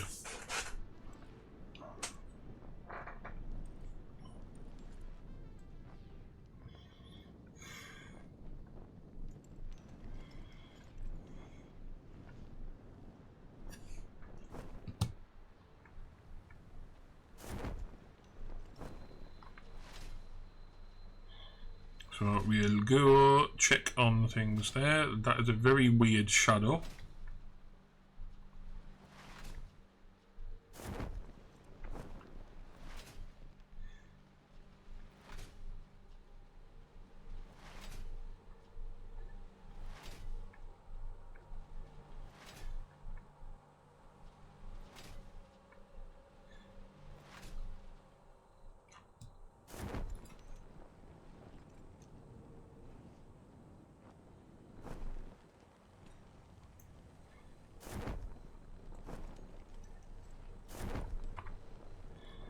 Yeah, so I will have already done the last drive. Cool.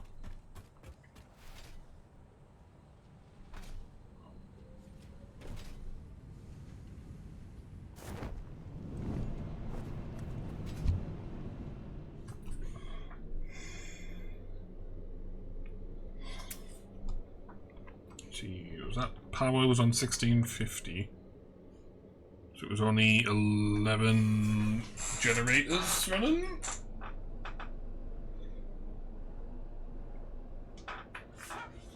There should be like okay, so we've got 27 minus the 7 power and everything. Oh, sorry, no, minus the 5 power and everything, and then minus 11 fired up. So that means 11 aren't fired up. I want to have an inspection on that.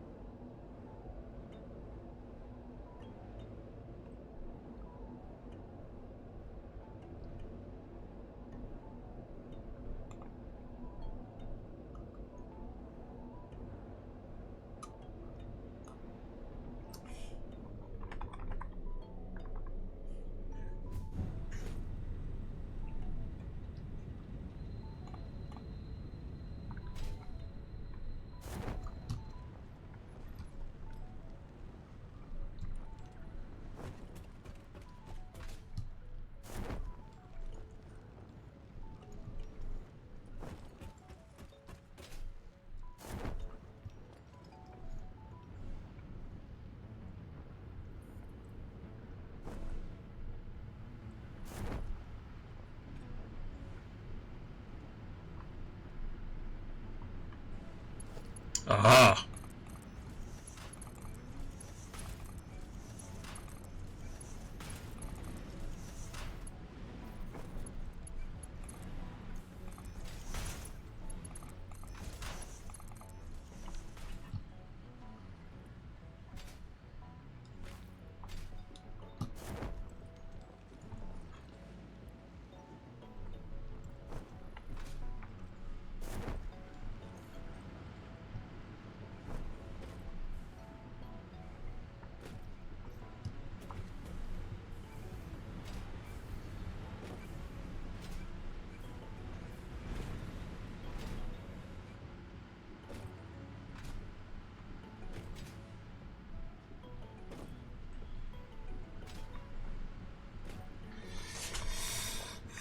I've got 100.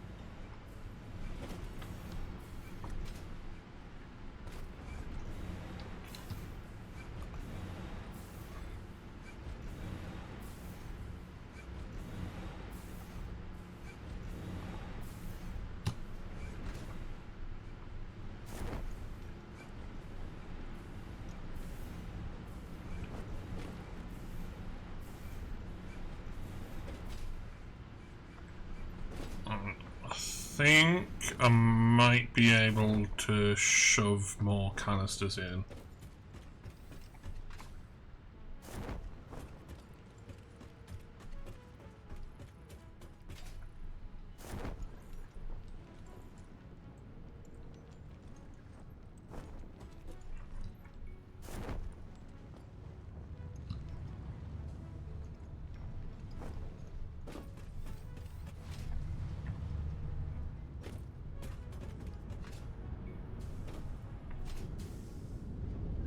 Right, we have supply chain problems.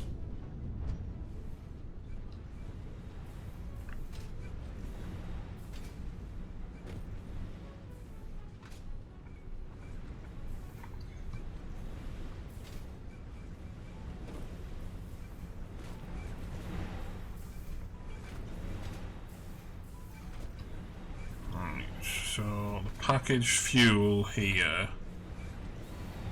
is full.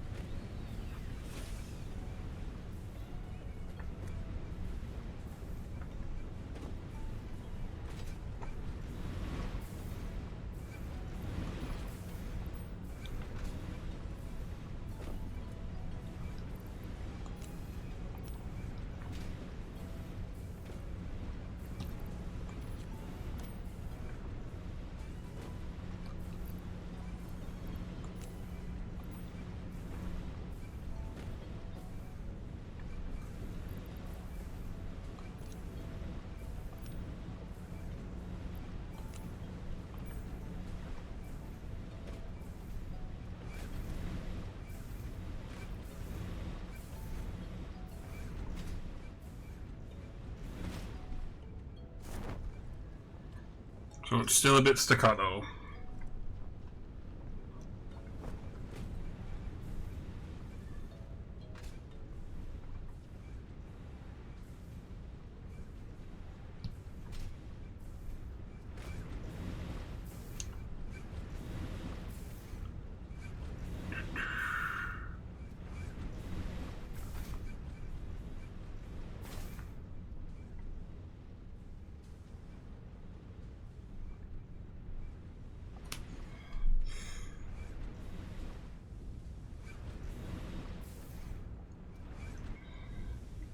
I feel like I need to put an additional machine in, because this should be running at peak capacity. And yet, I don't think we've got stable production of power on the entire manifold yet. So, let's have a look.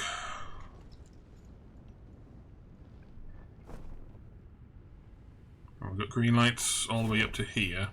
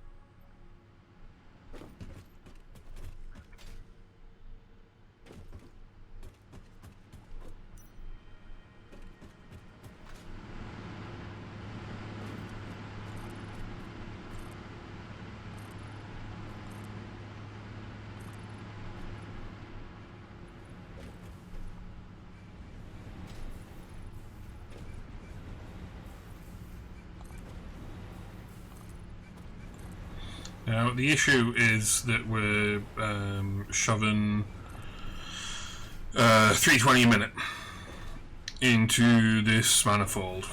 It might be 340, but let's just, for argument's sake, say it's 320. And the ones at the front are going to take 25 unit a minute in. Eventually get backed up, it's going to take 12 unit a minute.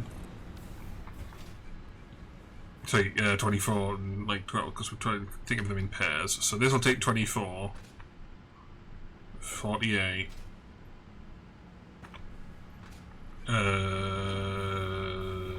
72? Yep.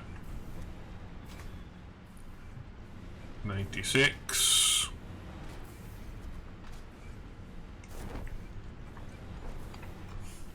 So yeah, blah, blah, blah, blah, blah, blah, blah.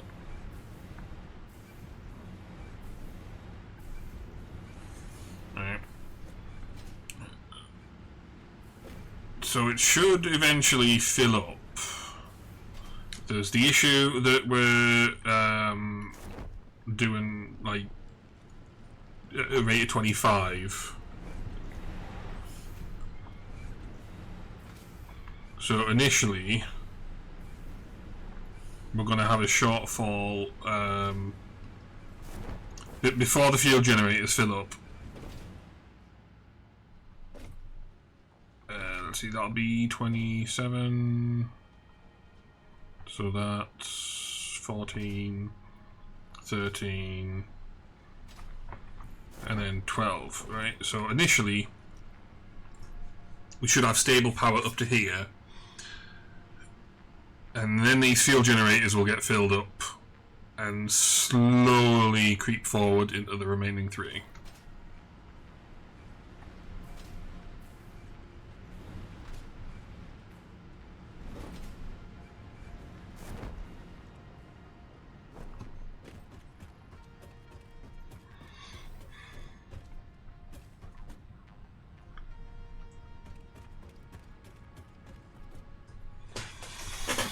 Because that's gone up another 1,000-ish megawatt, so yay. But the max consumption is still quite high. It does occur to us I should go get some creature parts to try and fire up some of the shit upstairs.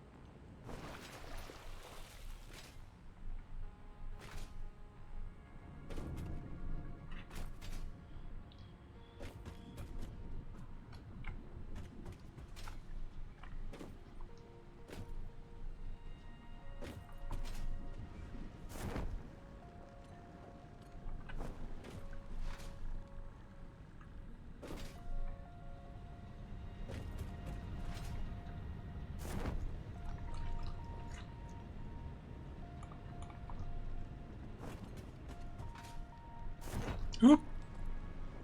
Completely fell off.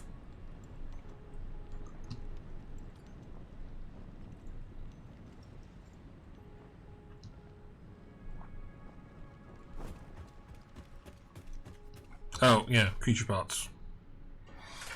Thinking this is a sign I should be taking a break soon. Now I have to find out where did I put my intake lane. Because I've belted all of these down, but I haven't belted them in. So... Whoopsie. Fortunately, I remember that I put all the signage on, so I only need to go upstairs.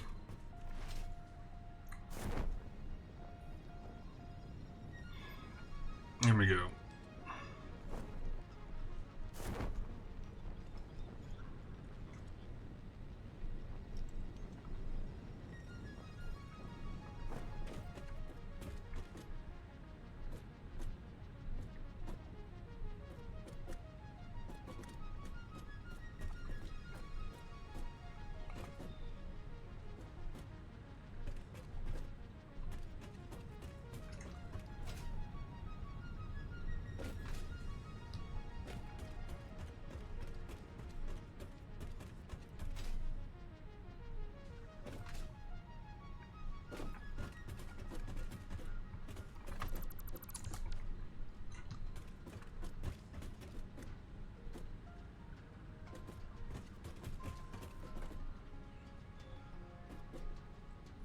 I got this going downstairs instead of into thingy.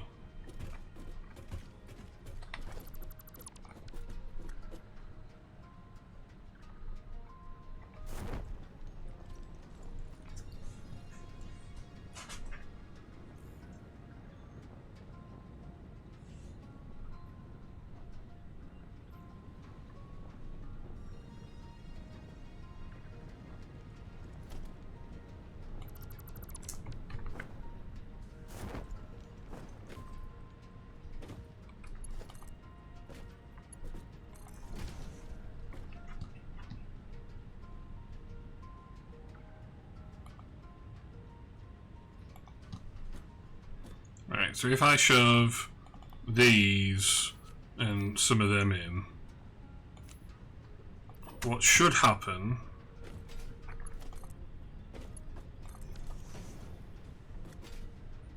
is the quick wire should eventually come down here.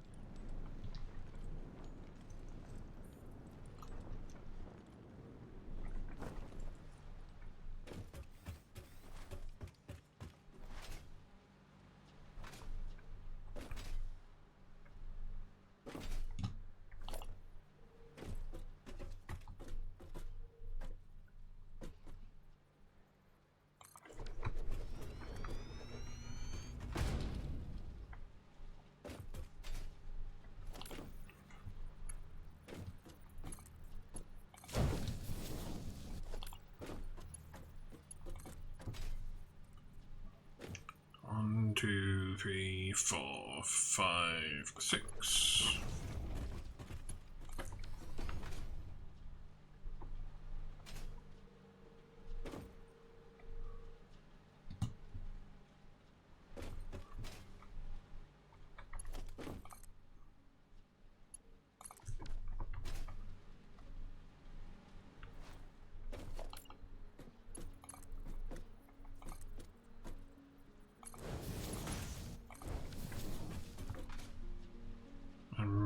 realising I need to chunk that up because I forgot to account for unpacking the barrels.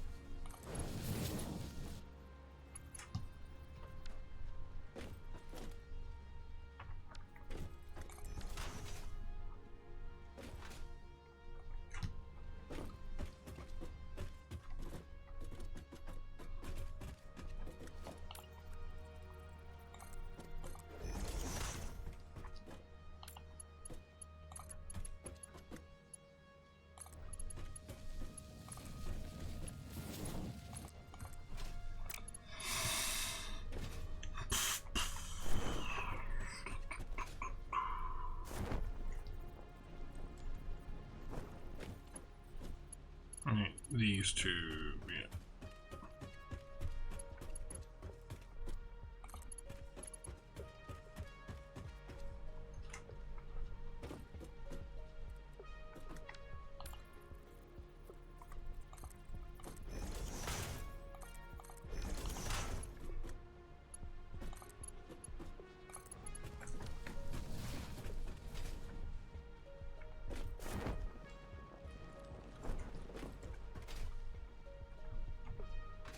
So I want to change this building.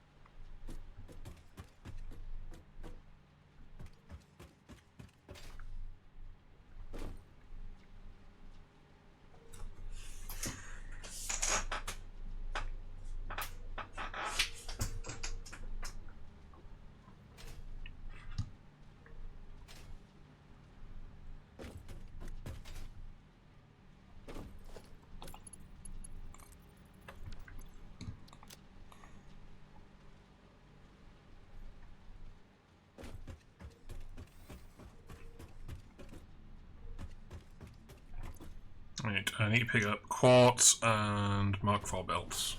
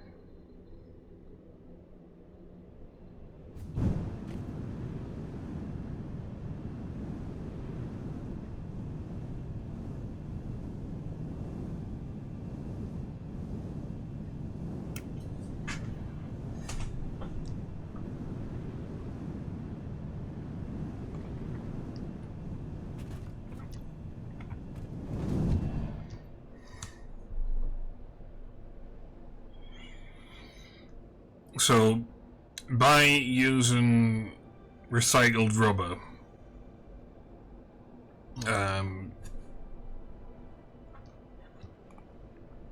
using like the plastic, like plastics on heavy oil residue output means we don't have any surplus heavy oil residue, which is going to have a side effect of cutting out. We'll find out shortly. Do do do do do.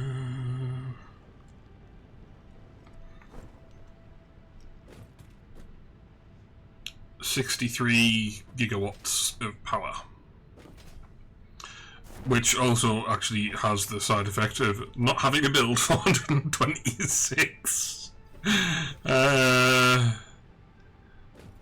power generators.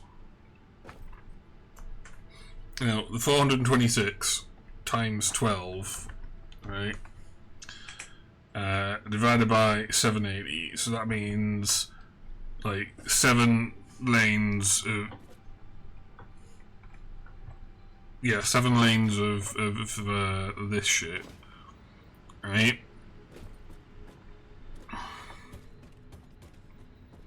So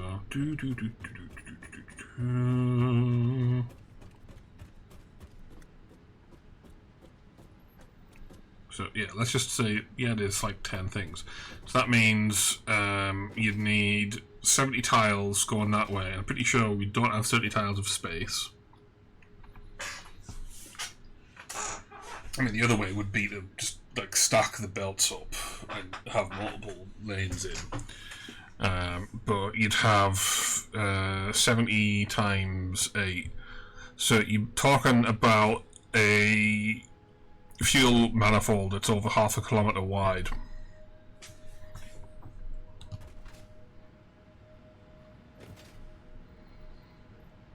And if I'm going to be like fully deploying oh,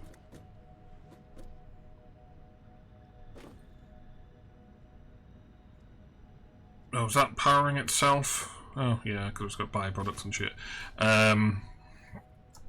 If we're going to be fully deploying recycled rubber in the recycle floor, I don't know if I can get away with the same equal balance for recycled plastic. I mean, if I can, what the hell happened there? It'll be interesting if I can. So you know, yay.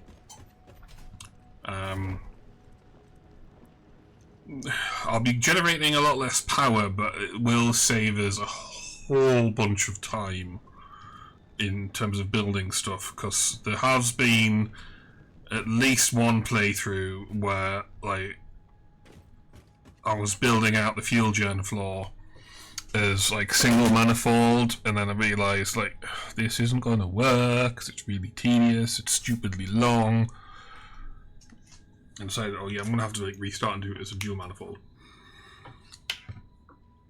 That won't have been well, actually, I'm fairly confident, but I'm getting less so as I'm thinking.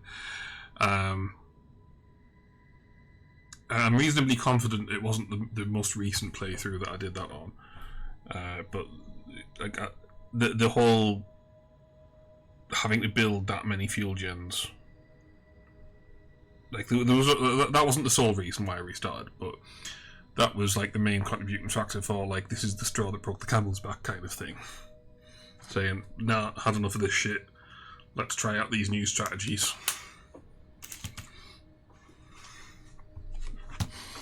But, yeah. Let's get this shit belted in. Okay. So, now we've got to put these in.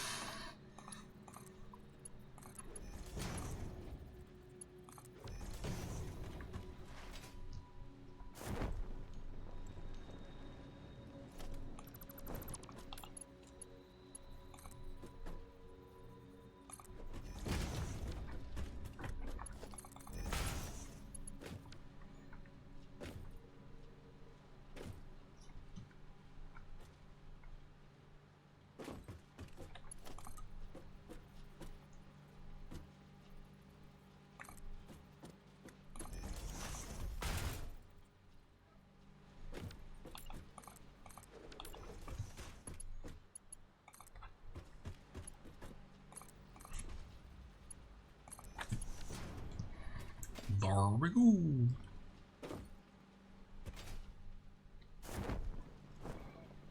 So the fuel canisters will come out here. Make sure this is belted in. I could have put more space between these two, but it's not going to need to be upgraded ever. So plastic just goes straight over from there to there. Heavy oil residue goes into there along with the packaged water. Makes fuel, diluted packaged fuel. It gets immediately unpacked, fed into here.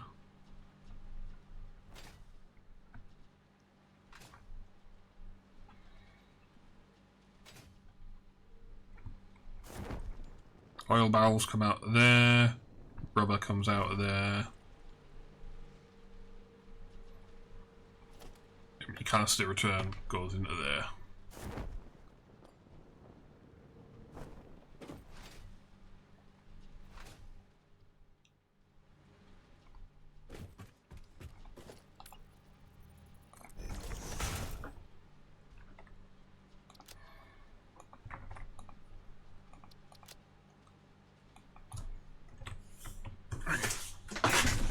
So let's assume we're going to rebalance this entire thing.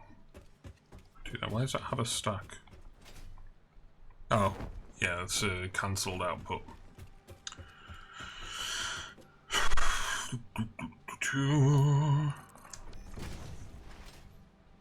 Okay, let's just finish this off before I forget, because the brain is starting to go kaput.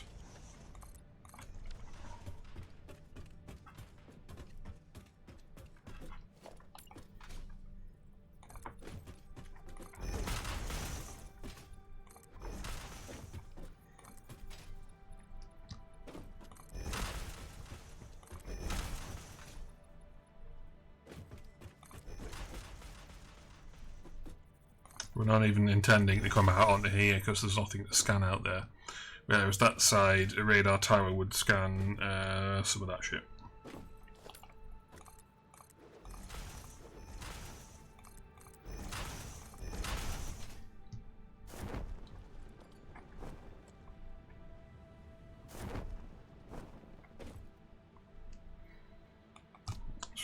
That, so we got 1150.15625 minus 20 plus 60,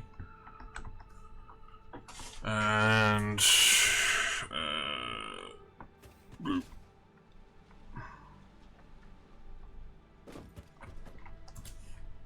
divided by 60 times by 45, so I have 892 oil. Which is not quite a single belt, but we're going to be just, you know, just shy of 2 belts rather than requiring 3. And 595.078125 water. And then, of course, 0 heavy ore as your output. So, something to consider for future builds, right? So this is like a v22 strategy thing. We're going to be experimenting, if we eventually get around to making it, with having fuel generators handling the byproducts in here, okay? Now, here, we can see we need 426 fuel generators in order to handle the heavy oil residue byproduct of the turbo fuel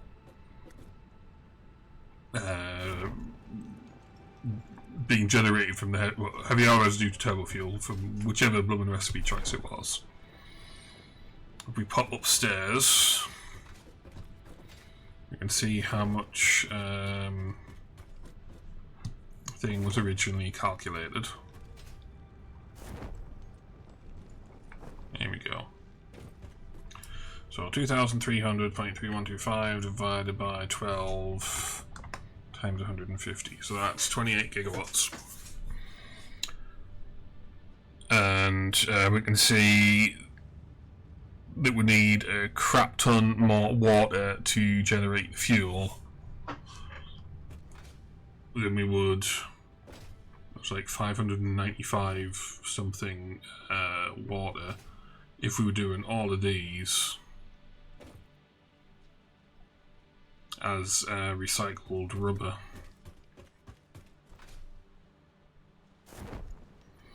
Yeah, this is one of the ones we were unlocking. So we might be doing that one soonish. What's the most voluminous thing? Ah, heatsink. Yeah, heatsink. So this one, I can't remember if I unlocked it. No, I didn't unlock it, but it came up in the RNG, and I was like, I'm fairly comfortable with like this recipe here. But doing like the plastic and rubber floors is quite tedious work. Now, fortunately, I am realising it's going to be less tedious because rather than having 20 per machine, we're now going to have 60 per machine, which means that's going to be pretty much a duplicate of that, except clocked differently. I might have more machines in because of like whatever bottleneck reasons. That would be like 3 machines, 1 machine. This is the most voluminous one. So that's like 7 machines. So going from 20 machines to 7 machines. Well, so not 20 machines. Going from 20, like a 20 machine lane manifold to a 7 machine lane manifold.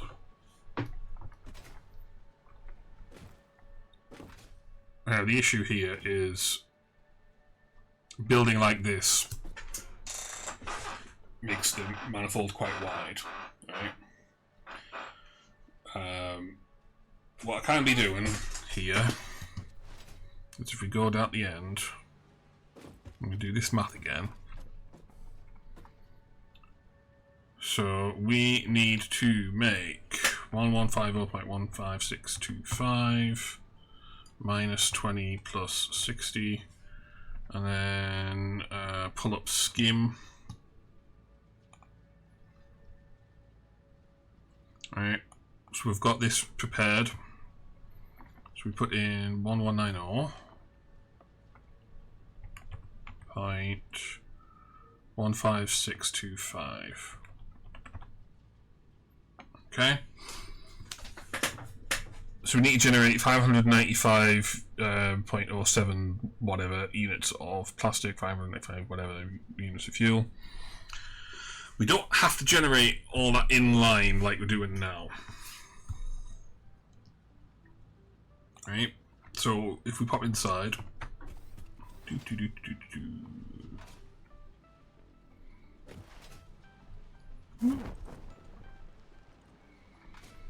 so this part of the manifold here unbarrels the oil, turns it into plastic, and then turns that heavy oil residue into fuel, ships them both down here. Alright.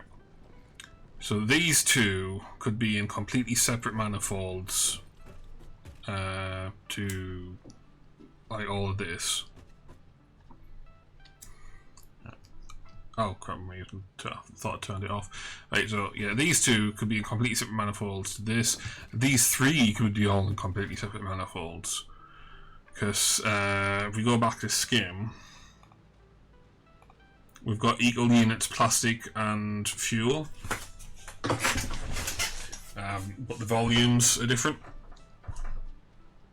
So we can see that we've got like 1 Mark 1 pipes worth of heavy oil residue could get shoved into a diluted packaged fuel manifold, rather than having it inline production where you'd have, well, you know, this. So if we have a look at plastic, okay, it's 20 per machine. Let's just say it's 596 for simple math. So you'd have a 30 machine wide manifold of 30 packages, 30 refineries, all feeding into like one giant Mark 1 pipe. We could do a closed package a loop, just so we don't have to deal with like the physics of the water, but the fact that it's going to be close, like at peak production, it's going to be close to a Mark 1 pipe's capacity. I think we're good there. And then for fuel, we've got 595, and diluted. Oh, not that one. Packaged fuel. No, packaged water. I want packaged fuel. We generate 60 things, so 595 divided. Well, sorry, 596 divided by 60. That's going to be 10 refineries. So rather than having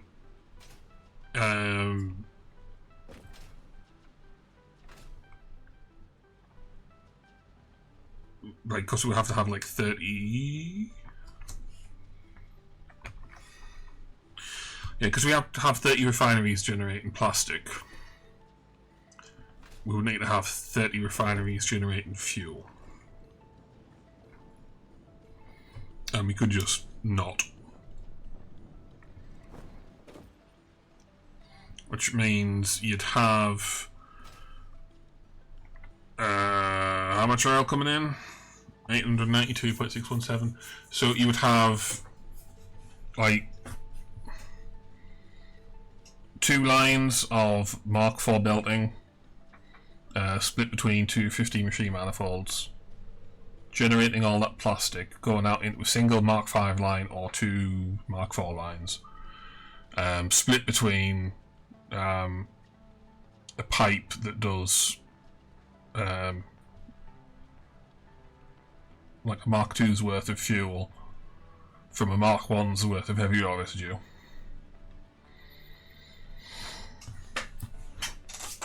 So I think that might be the preferable way to do it. So that would mean ripping this warehousing manifold out at some point, and you'd have like, I don't know whether you'd have like the longest one here. So this would be all generating plastic and plumbing Mark 1 pipe of heavy oil residue round the back into 10 machine manifold of fuel gens, which would be plumbing Mark 2 pipeline of fuel round the back. And it would probably have to come round the front, so the fuel would then feed in from the front, so it'd be easy to distribute. Because if we're going to be getting the blended fuel thing in, which I need to check, I can make that, can't I? Blender, yeah. So I'd be able to unpack the water canisters. So we'd only need 6 blenders versus 10 refineries. So that's going to be the most fun aspect of it for me, because it'll be the first time I'll deploy the blender thing. So I think what we'll do is we might leave this manifold running. I could do the same thing we did with aluminium ingots, and we just like split it out from here.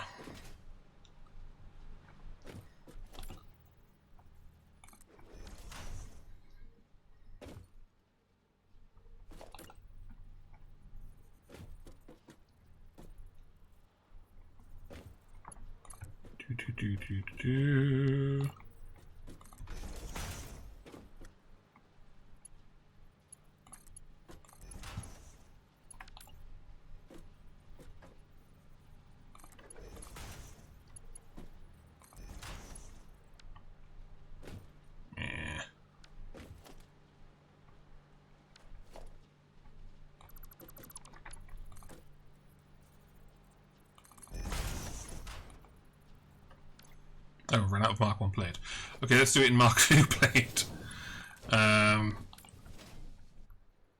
don't even need another splitter on this side. We'll just go straight belt it.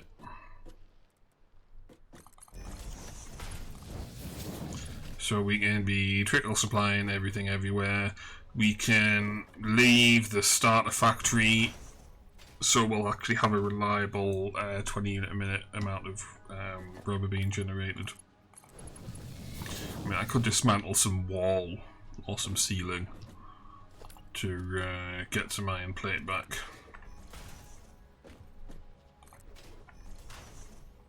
But, yeah. I think if we do things that way, it's going to be... It's going to require a little bit more planning. It's not going to be a completely new thing, because I have done those kinds of manifolds before. Like I think I did it a lot with the Space Elevator Factory from the previous playthrough, where I was just like producing shit, sending it on, producing shit, sending it on, and then eventually sending it out. These machines all wired in. Yep, the all yellow light.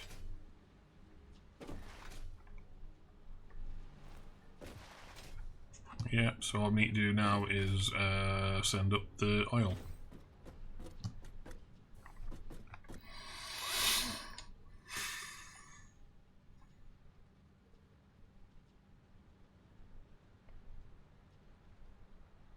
Right, so I need to update this sign. I think I'm getting a bit ADHD now. My brain switching off. Boop.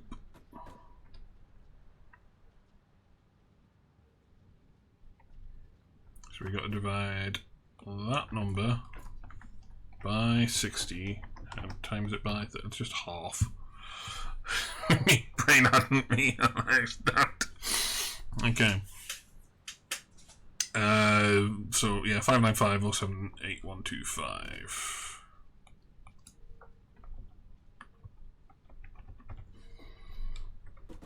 For water. And 45. So 892. That's going to be that number. Google calculator, we get a more accurate number.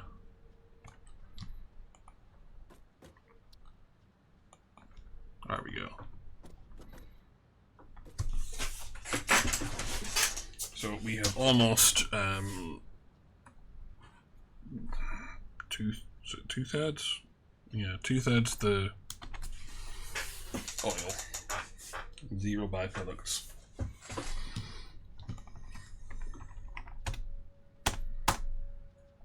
There we go.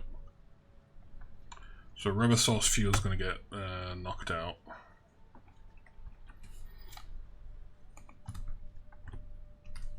Just updating the notepad before I forget. If anybody happens to be watching and they notice that I completely lost my train of thought getting distracted with stuff, feel free to be asking me about this in like Twitter, Discord, or Steam chat if you ever watching live. We've got no byproduct.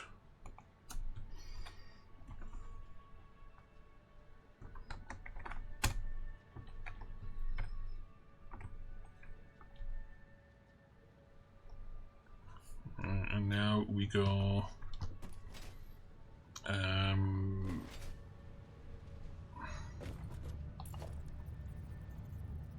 put a sign on saying it's cancelled or some bullshit. It's got to go steal some wall.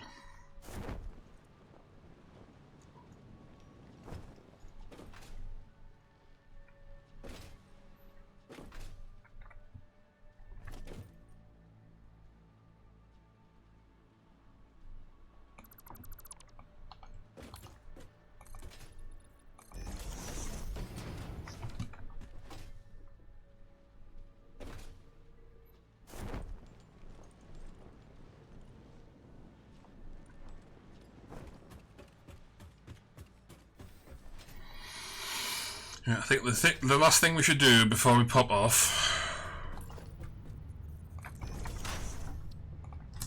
is check the numbers for recycled plastic.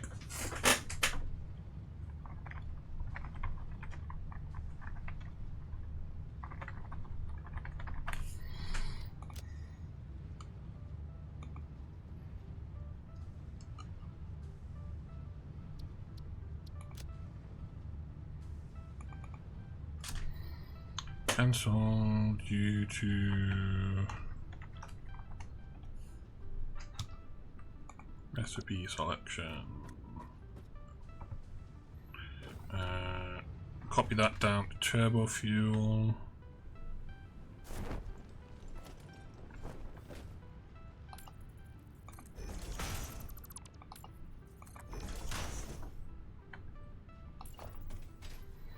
Then we copy it down to power.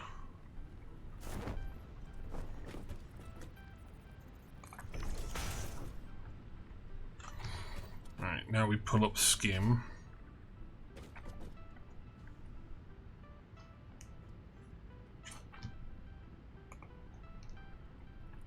Meanwhile, in the background, where you can just barely see that I'm moving at the bottom of the screen, I'm gonna pop up to the plastics floor, double check the notepad, make sure everything's up to date still.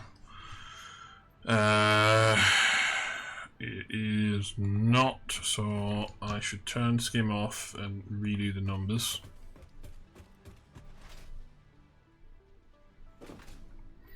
So that's cancelled, that's cancelled.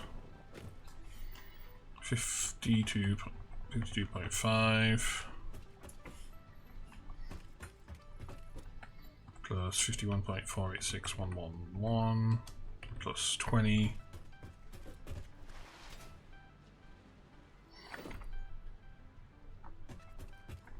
Okay, so that number's correct, which means the notepad's out of date.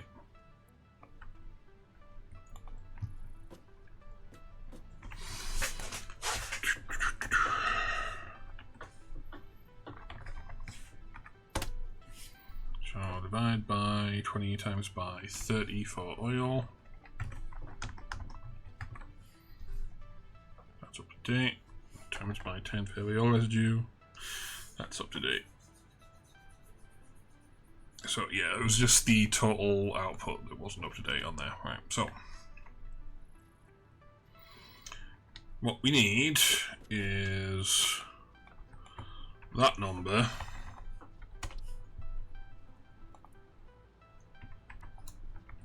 minus 20 plus 60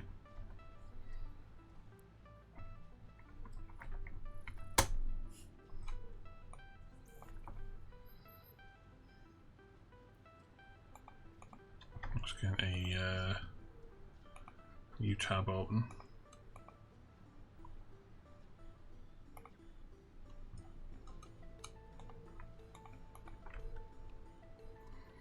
Plastic coming from recycled plastic,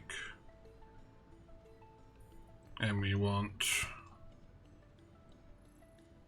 heavy oil residue to come from rubber.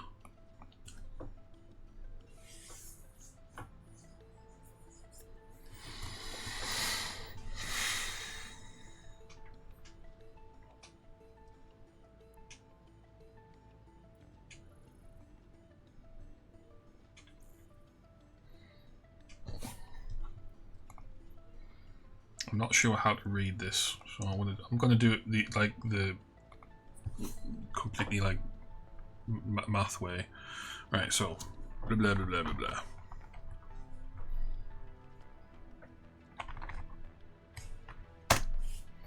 Oh yeah, just pull up the wiki. Stop us from quoting the codex.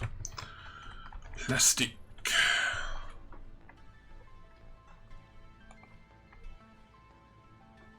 Oh yeah, I realised what the issue was. Like I was getting confused because I hadn't changed the fuel recipe.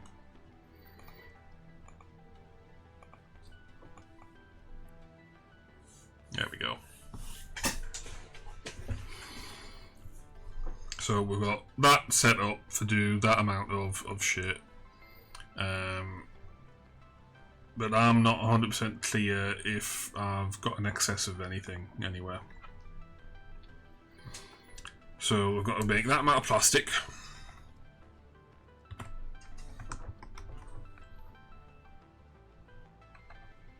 Times that by 30, so we need to make that much fuel, which lines up with skim. And to make that much fuel from diluted fuel, we'd divide that by 2, so we need 40.996528 heavy oil residue, which does not line up with the byproducts from what we've got on skim. So if we pull up rubber,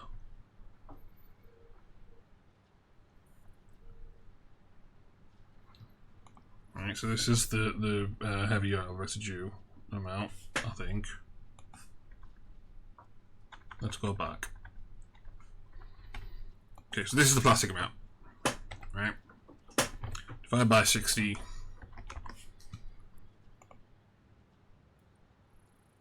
Times by 30, so let's just take shortcut, divide by 2.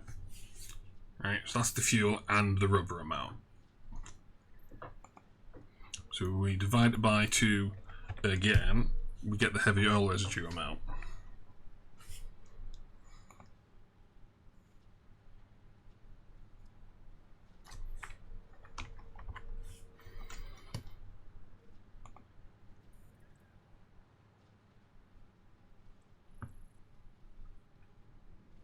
And we divide that by 20, times it by 20. That's how much rubber we'd need to generate in order to make that much stuff. But that doesn't line up with how much rubber we need. Alright, so now let's go back through rubber. So we've got 30 unit a minute of rubber recycled plastic. Means 81 point blah blah blah blah. Unit a minute of rubber. We divide rubber by 20 times by 30. It's going to take 122 unit a minute of oil, which lines up with, well, 123 more like. That lines up with skim. We're going to end up with that much.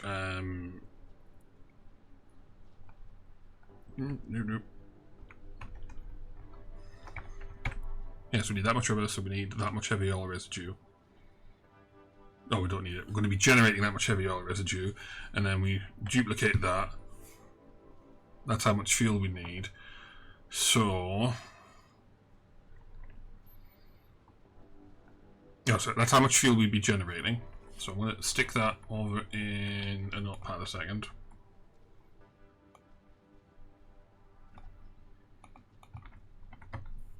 So I'm going to calculate how much that I've spare. Because then we can just put fuel generators inside this floor.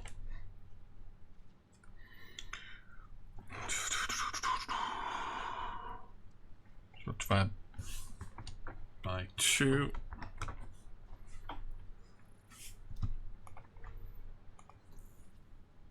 Then we got that minus that.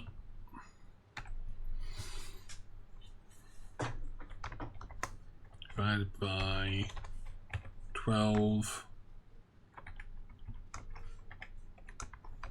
times 150. So that's going to generate like just a little over a gigawatt. And Skim says with this recipe selection, even though it's under generating fuel, we only need 322 megawatts. So we're going to have a net profit of power.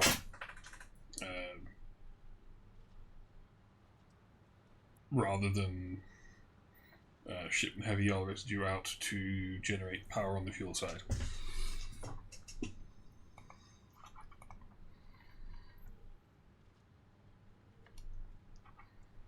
So yeah, we are eventually going to deploy recycled plastic here.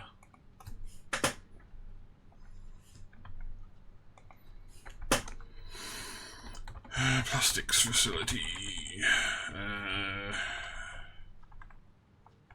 Deploy multi-stage recycled rubber production. Deploy multi-stage recycled plastic production. And now I have to go type it again.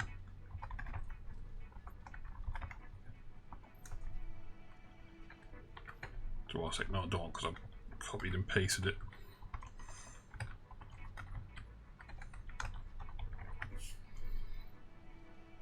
You know, put a little checky mark on there.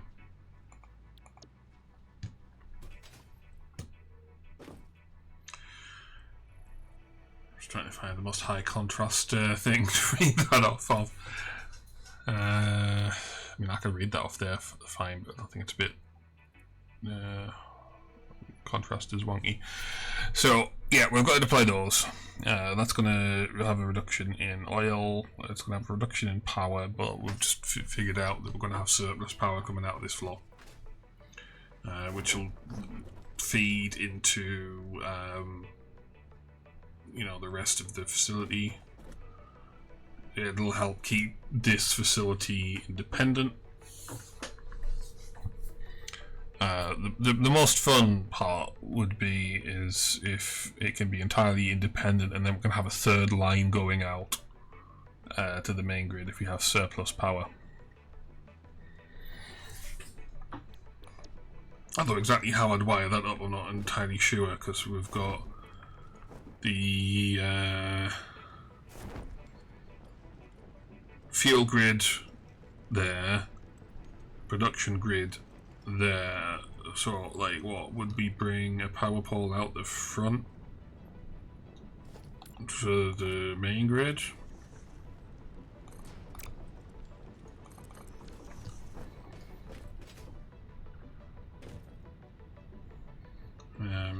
But so far, it does seem like I don't need to be doing something I was thinking about last night, where I could be putting coal gen facilities in here to generate that amount of power, because at the moment we're producing 750, we're only consuming 610.5, so we've got 139.5 megawatt of wasted power generation. Whereas if we divide this by 75, and then we take 9 times 75 minus that, so you've got 64.5 megawatts of wasted power if this was being powered by coal gens, not taking into account the power required for the coal miner and the water extractors.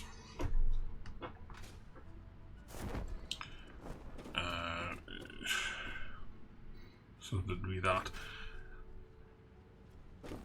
Because of the amount of power required just for this one manifold, I'm thinking I could probably get away with having the fuel gens power the fuel grid, which does mean it's going to look like more and more like this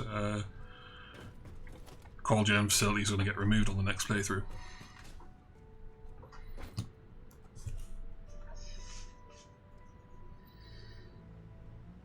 So, you know, fun.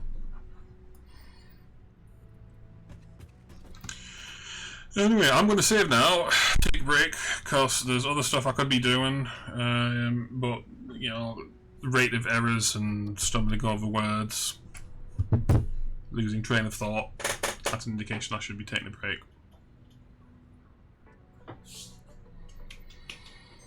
So, next stream, we're going to be supplying oil to the rubber floor.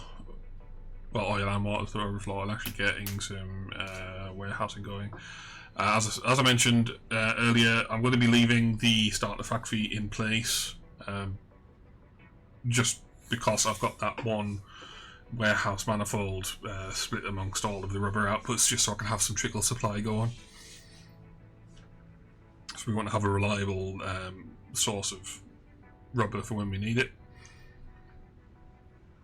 And once that's set up, it'll be plastics.